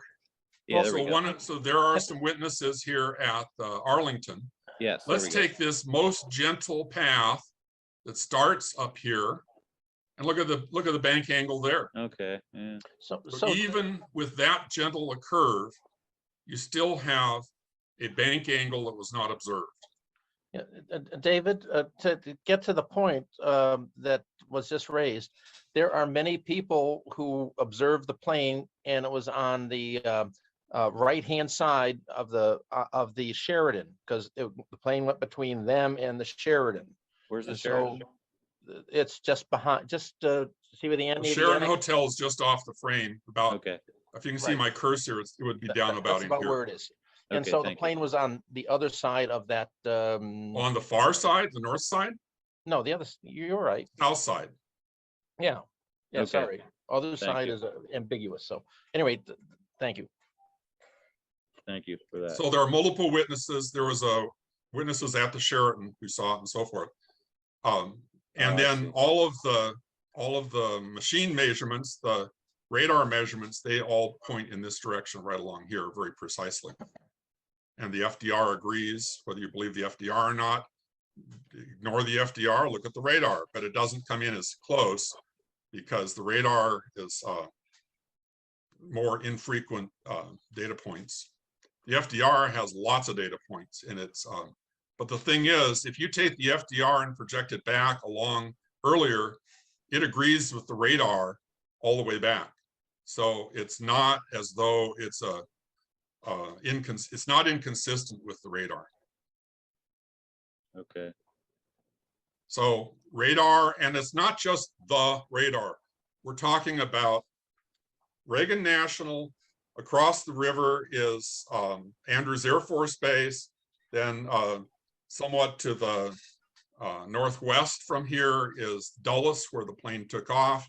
And a little bit to the north is Baltimore Washington International. All four of those airports were monitoring radar, and they have four different tracks of this path that agree. And if I can try one thing here, excuse me, I'm going to try something here. While you're doing that, I'm going to share my screen real quick of the, you can right. take it back in a second. Okay. For those that don't know what we're talking, there's the Navy Annex, and they're saying that here's the Sheraton behind. Yeah, and right here's Ed Pike, and in between, you see where Ed Pikes is, that little gray area there? This? There, left. Right in there, the parking lot. Oh, right there. Right in here. Well, You can't see. go to the right, Go left. to Go to the left. the left. There, you just went over it. Go to the right. It's There the you go. brown spot. There, That's the Okay. that's parking Ed lot. Pike's shop there. Okay. 10-4. And by the way, one part of his testimony is they thought, see, he was interviewed by the CIT guys. He was also interviewed sometime later. I can't remember the name of the guy, Eric something, I can't remember. Anyway, zoom back in, please. Okay, along the south edge of the Navy Annex here, there's a tower. And Ed Pike, they actually, it's hard to see, but it's come down. There's a white building down here. I'm not sure you can see the tower on this, but there is a tower there, communications tower. It's Virginia Department of Transportation. David, it looks like it's got the little white flower. Keep zoom in a little bit. Well, too far. Oh, you're looking at the Navy Annex. Go Yeah, up. okay. We move the picture up. Move it up just a little bit. There. Now, if at the bottom now, about an inch from the bottom, you'll see a little white cluster of 4 dots. I believe that's the move just to the left, just to the left. Just to the left of this white building. There's a white and orange building. There you go. No. Now down to the left from that. Right. Is that what you're talking about? You keep going. Keep going. Now go to the 45 degrees down to the right. Oh, I see. There. That I believe is the tower. The base of the tower. Okay. All right. Or the It's in step of that the- area step of the in any case. Yeah. And Ed Pike actually was speculating that the plane may have nicked the tower because they were doing repairs the next day. Oh, So the fact is, what that tells me is that what he was testifying to was the plane flying in that direction. right. I was flying parallel to Columbia Pike here. And a lot of people said the plane was flying along Columbia Pike. That was, and one guy actually said it was like he was using that like a AAA road map as his guide into the Pentagon, you know? Right. And so if you look up there to where you have the overpass, the Cloverleaf right up here, that's where, yeah, right up in there. That's where the first telephone pole and the first light pole, second light pole, the taxi, all that was right there on that overpass. Then you have a couple more, and then it goes over into the building. Thank you. Now you could share your And I was trying to, I can't even see my own screen at this point. So anyway, I'm not going to try, but I actually have, it's like can you see here? How do I maximize me? Pin me up there so I can feature me. Give me, hang on one second. I'm going to use my hands. Where'd it go? There we go. Make spotlight. I see you, David. Spotlight. There we program. go. All right. So there is a couple of different people. In fact, Dave Cole, are you still on the line there? Winston? Yeah. He's I there. think he quite a ways ago sent me a couple of files, but it got sent me again by Tom Lush just recently. And it's like a round black thing, and it's like a video that's actually updating positions of all of the air traffic as seen from DCA, which is the Reagan National, and the other was from Dulles. So you have two of these videos, and you can actually follow, you can watch AA-77 as it comes around, and you can actually see it do the teardrop loop and then disappear. And so if you want to just claim that it's following some entirely different route, there's a couple more independent tracks that you have to throw away somehow. Okay, so the radar tracking was just like any other radar tracking that goes on a day-to-day basis. I have the ones for 2 of those, but there was actually 4 that were doing it close, that were pretty close. And I'm of the opinion that you can't just randomly throw out anything that you don't like. If you're going to discard some data, you need to have a good solid basis for why that data is bogus. And if you can't, you have to deal with it. If it's inconvenient, you still have to deal with it. But if you're going to throw away data, you need to have a reason for throwing it away.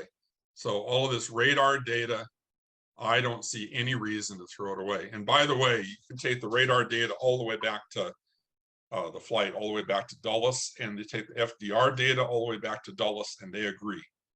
So anyway, no plane swaps and so forth. Anyway, there you go. I've had my say. Thank you. That's good stuff. So Dave, I can show you those radar tracks. I think Okay, David go might for it. have shared with you the stuff that I put together. But so, and again, this is something that I haven't looked at in quite a long time. So hopefully it works. So this looks like it might be the same thing here. Yeah. And there was a helicopter too in this radar, I believe. Yeah. That's not the focus of this. So I know. Sorry. this is just some this is actually working notes, but here's the radar data. It's got the blue points, alignment with radar from track from both sources, from different sources. But this is the one that you're talking about. See this path. I mean, see this display. Yeah. Yeah. So here's the plane approaching. The next one is there, then it's here, then it's here, and then now I'm going to show the Gopher, the C-130 that observed the impact, and I'm looking at the traces there,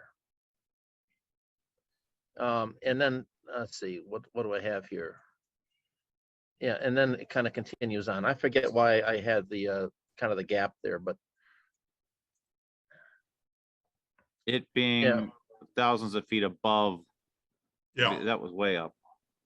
Yeah, we have testimony from the pilot, what he saw. Right. He saw it hit Pentagon. That video is out on YouTube somewhere if anybody wants to look at it. So we've got the this is the what I call the do-si-do of the 2 planes.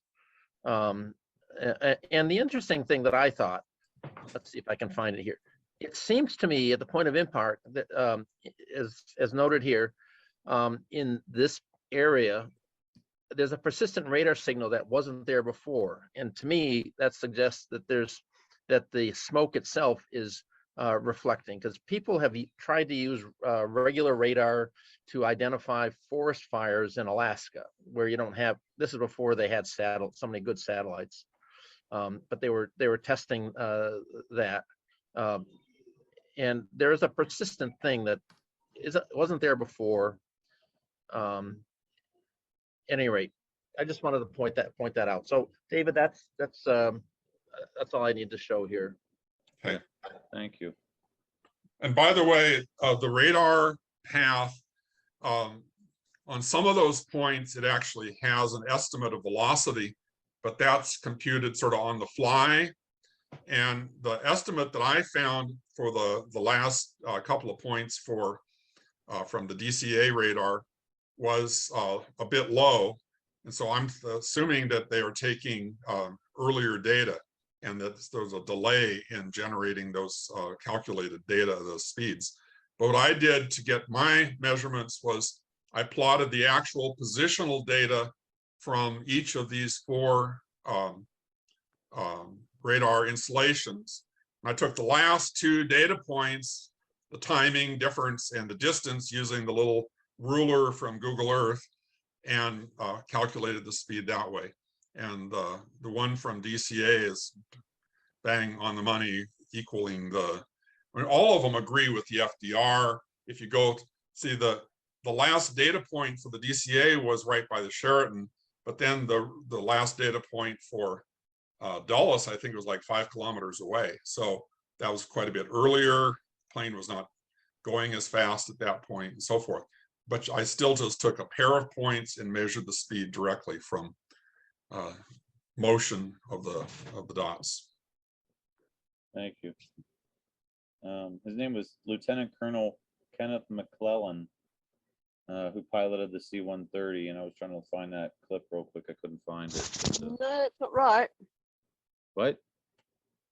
That doesn't not quite sound correct. right, It but was- No? no, that was Steve O'Brien. McLennan was one Oh, of the you're crew, I right. think, or one of the passengers. Yeah. Thank you. You guys are on it. I They love it. both had very different stories about where they flew, which is interesting. I just found McLennan's, I think it was his Well, could you explain that again? story of where he flew. Could you explain that? Yeah, Steve O'Brien was the pilot, and apparently there were 6 passengers going back to Minnesota, and one of them, I think, was McLennan. And he actually stated in a testimony I've only just read that they flew across the Woodrow Wilson Bridge, is it? Which is way down south. Whereas Steve O'Brien said that they flew just south of the mall, which is miles to the north, as they were going west. So this is a real contradiction, and obviously someone wasn't quite accurate there. So that's something I've got to look into further. well, the But fact that we Steve have the O'Brien radar was the track most- for the plane, I think carries some weight. Yeah, but we also have a radar from Dulles that says the 757 did a loop across the Potomac. And I've put that on your page on the Facebook forum, but you haven't commented on that. I haven't seen that yet. Yeah, it's a green image. There's also another blue radar image which is there, which also shows the same thing, that the loop of the 757 actually took in DC airspace. It wasn't southwest of the Pentagon, so I'd appreciate your comments on those. So we do have FDR data which was used by FAA NORAD to make that animation, which was done within days or I think less than a week after 9/11, which has the plane flying on the north of Sicko flight path. Well, I think that animation, there's no reason to believe that's not primary data of any sort. And that was just was, stuck apparently. in when they did the FOIA. So I don't think that has the same kind of authentic or authority that carries as the raw data itself. And so somebody did something and they stuck it in with the FOIA, and I don't know why, and it's obviously not accurate. Is it I true? have seen This- the explanation from the person who created it, and it sounds like it was made from the official data from the FDR and from radar. Well, it doesn't match the So, FDR data. I'll try and post that at some stage. This one that I just showed, this is the one made by Lee Wheelbarger, as I understand. No, there's somebody else that did it, but Oh, he used. I mean, it's a company that does simulations, Okay, but that's been around for a while. Yep. that's not the one you're talking about. No, that's a good one, actually. No, that's not the one that one, what this one's good for, if you go to the second image down there, one of the things this is good for is it's a three-dimensional model, and then they rotate the point of view from the model so you can see what it would look like from the point of view of the cameras. And so that is the scale and everything. And you can see it even takes into account the bowing because of the distortion of the camera lens and so forth. Mhm. And so it's comparing the photograph of the plane to the modeling size. So the scale of the plane fits on this using that model. I want to throw this past Xander because Keep going. I want you to notice the tree. What happens to the tree? Yeah, How it's in front of- it you'll- disappears. They don't know what happened to it. They didn't look. Huh. You know, there at some level, there's a lot of detail that doesn't need to get explained. But anyway, if you keep watching, you should see it right there. Watch the plane.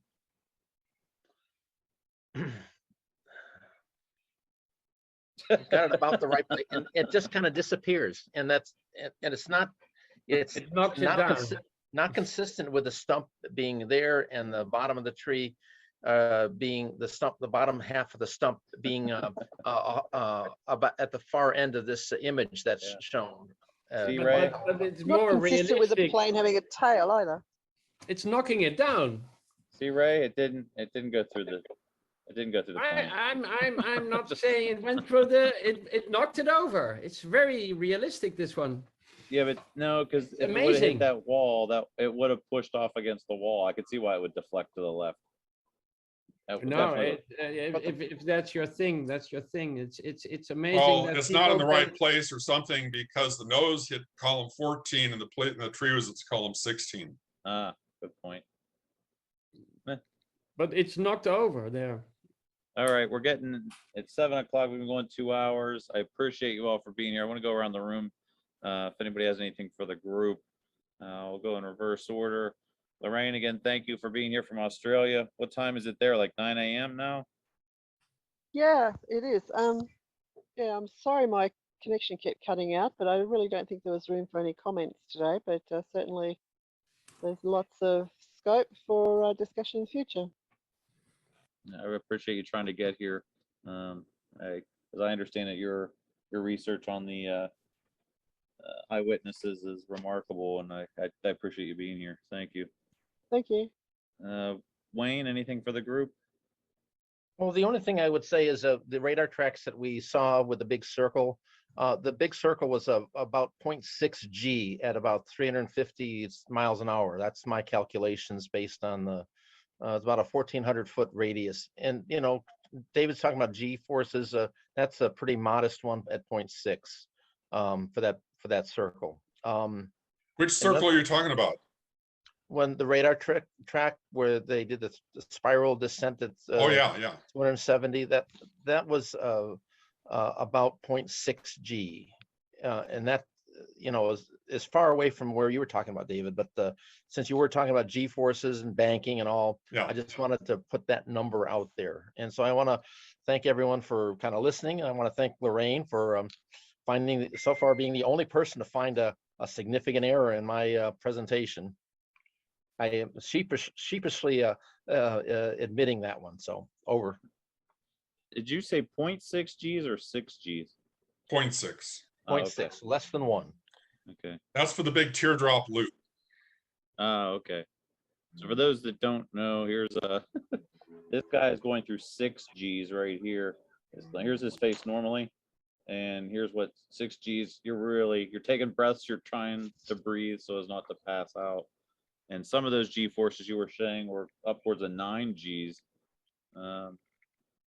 Yeah, I don't think that'd be rough. Well, if you weigh 200 pounds, 3 Gs mean you would feel like you weigh 600 pounds. Yeah, yeah. Thank you. Who's next? I don't know if you have anything, Winston. Wink, wink. If not, I'll give a couple seconds. I just have a couple of quick comments. All right, Jerry. Yeah, on the G-force simulation, the thing I noticed is that all of the curves end at that point of impact. And according to the CIT, there was an overflight, which means it could take place somewhat north of that point.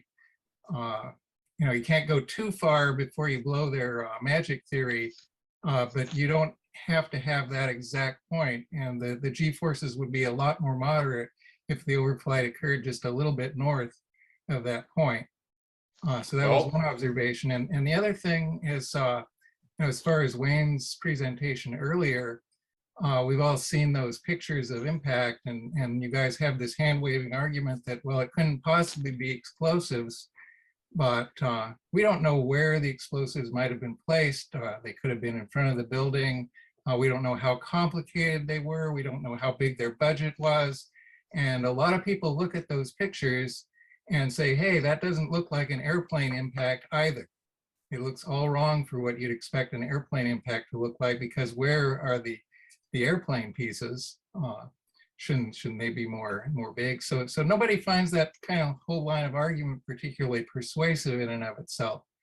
And I do find those images, you know, troubling in that if they weren't an airplane impact, they certainly showed a huge budget for some sort of pyrotechnic show. Very difficult. But the hand-waving argument that says it's impossible doesn't really convince me. So that's where I'm at as far as you know, reactions to the two presentations tonight. I do want to say that one thing with this whole whether there were plane parts or whether there weren't plane parts, as I understand that there were many FOIA requests for the, I mean, somebody else said that there were videos or photos of people picking up and logging the plane parts, and there's been multiple FOIA requests for those catalog lists of plane parts, but the government is not giving it. So they're obfuscating the situation. We can't say that there weren't plane parts or even that there were, until we get that list, and the government so far is not being forthcoming, as I understand it. Yeah, whereas apparently the government has been forthcoming recently with all of these different radar information and flight recorder information. I don't know when all of that stuff got released. You know, in the early days, we weren't looking at any of it. But if it comes from a government source, I think you can treat it with skepticism just for that reason. That's a good point. Thank you. Got to go back to Lawrence. Sorry to jump over you there, Lawrence. Anything for the group? Thank you, Jerry. Lawrence, if you're awake. All right, Sandra, anything for the group? Can you hear me at all? It's fading again. No. You plugged in, or? I get it. I get it. I don't know why that does that. We're gonna figure that out. David, anything for the group? Thank you for being here. Well, I want to make one comment in terms of that just recent comment, which is my reason for treating the FDR data as valid is the internal character of the data. The nature of the errors in the database that obscured the last two frames, the fact that it's not describing a situation that you would say, here's proof of the official story or anything like that. It doesn't look like a propaganda piece. It looks like a bunch of data that it took a lot of work to dig out what it's saying and to supplement the last actually two frames. And in the process, it fits things so well that for my mind, the only reasonable explanation is that it's actually authentic. So it doesn't, to me, look like it's a fabricated data set based on internal considerations. Thank you for that, David. Lawrence, I do have something to share. yep, go ahead. Do you have, Yeah, I figured you were gonna go here, but that's all right. I'm gonna give Lawrence. Lawrence is with Terre Mason with the. share screen? Yes, you can go right ahead. I think Lawrence is gonna align himself with the Terre Mason missile theory, and I imagine that's where we're gonna go for a second. Can you see this? Yeah, but how long are you gonna go? I'll give you a minute or two.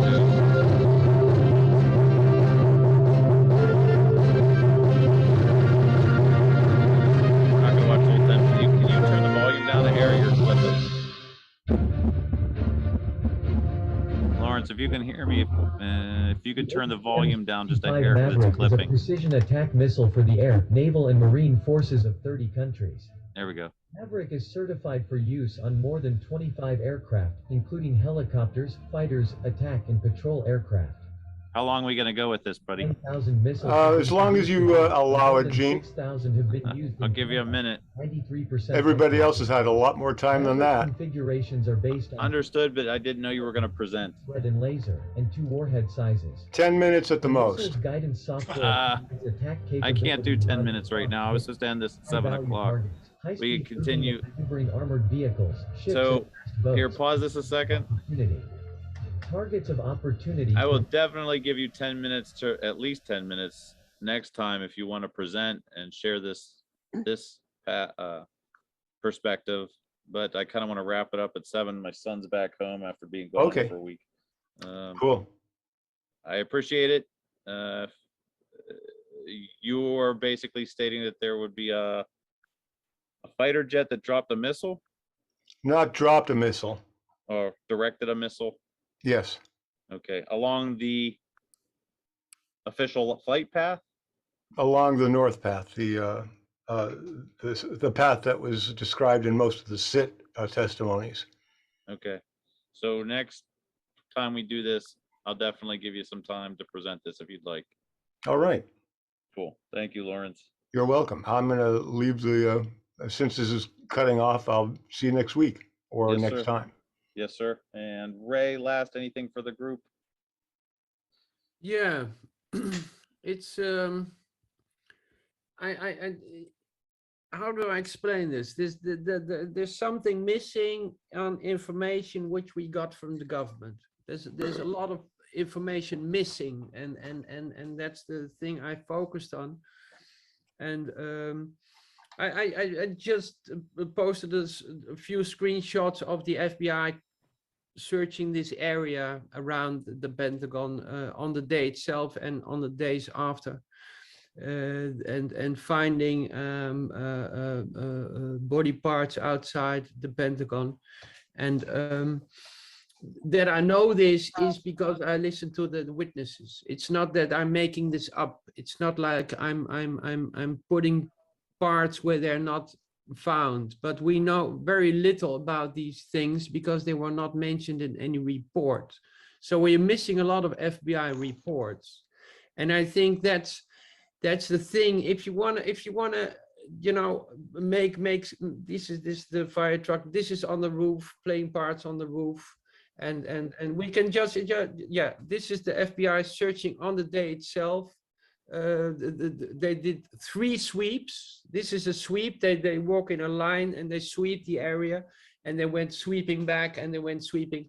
This is on the highway, the top one. Then you see the middle one is the Pentagon lawn, and you see a collection in paper bags. Paper bags are used to collect human remains. There's a lot of things which were found outside the Pentagon, far from the Pentagon, to the south, to the north, even to what is that? It's upside down. It's to the west. There was pieces found. There were pieces in the courtyard. People were hit with pieces of plane debris in the courtyard. It's listening to it's getting a picture of what happened there. Is not only focusing on what you think, but it's listening to everybody who was there. So eyewitnesses play a crucial part, because we do not have a lot of video. It's the eyewitnesses that kind of picture the scenery around it and what they found and where they found it and where they were at that moment. That's really important to know. But then we have the photographs of what happened there. And then we have the frames of the plane hitting. That's what we have. But what we do not have are the FBI reports of what they found on the lawn, on the highway, in the surrounding areas around the Pentagon. And I think that's really crucial that we do not sucker punch each other every time, because the only people we have to sucker punch is the official story. And that's what if you cannot tackle the official story and say where it is not true and where it was not investigated on everything, that's also crucial to know, that you do not know everything. That's really crucial to know for us as a movement, that we did not get every piece of information we actually have to really fit it all in a picture. And it is like you can animate, you can use animations, and you can use drawings to explain things, but the bottom line is the FBI is withholding evidence. Yes. It's really important to know. Yeah, I think we can all agree their obfuscating is exemplary. Thank you all for being here. Wayne, David, especially. I really appreciate what you guys have to share. Not that I Am I don't. still being spotlighted? Oh, are you? Yeah, I think you are the whole time. That's funny. I don't know. Well, we're gonna stop. It means I can't pick my nose while I'm spotlighted. I want to thank you guys again. We'll pick this up next month. Let's see, what date would that be, Sandra? Let's see here. That would be I just closed my calendar. August 13th or August 20th. 1, 2, 3, 4. I guess we'll go with the 13th, 4 weeks from now. August 13th. And we'll see about getting a couple other folks in here if we can get some wildcats like McKee or Barbara, Ms. Helniger in here. Again, thank you so much. Everybody have a good rest of your day, and have a great week. Thank you. Thanks, Dean. Thanks all. Thank you. Bye. Thank you.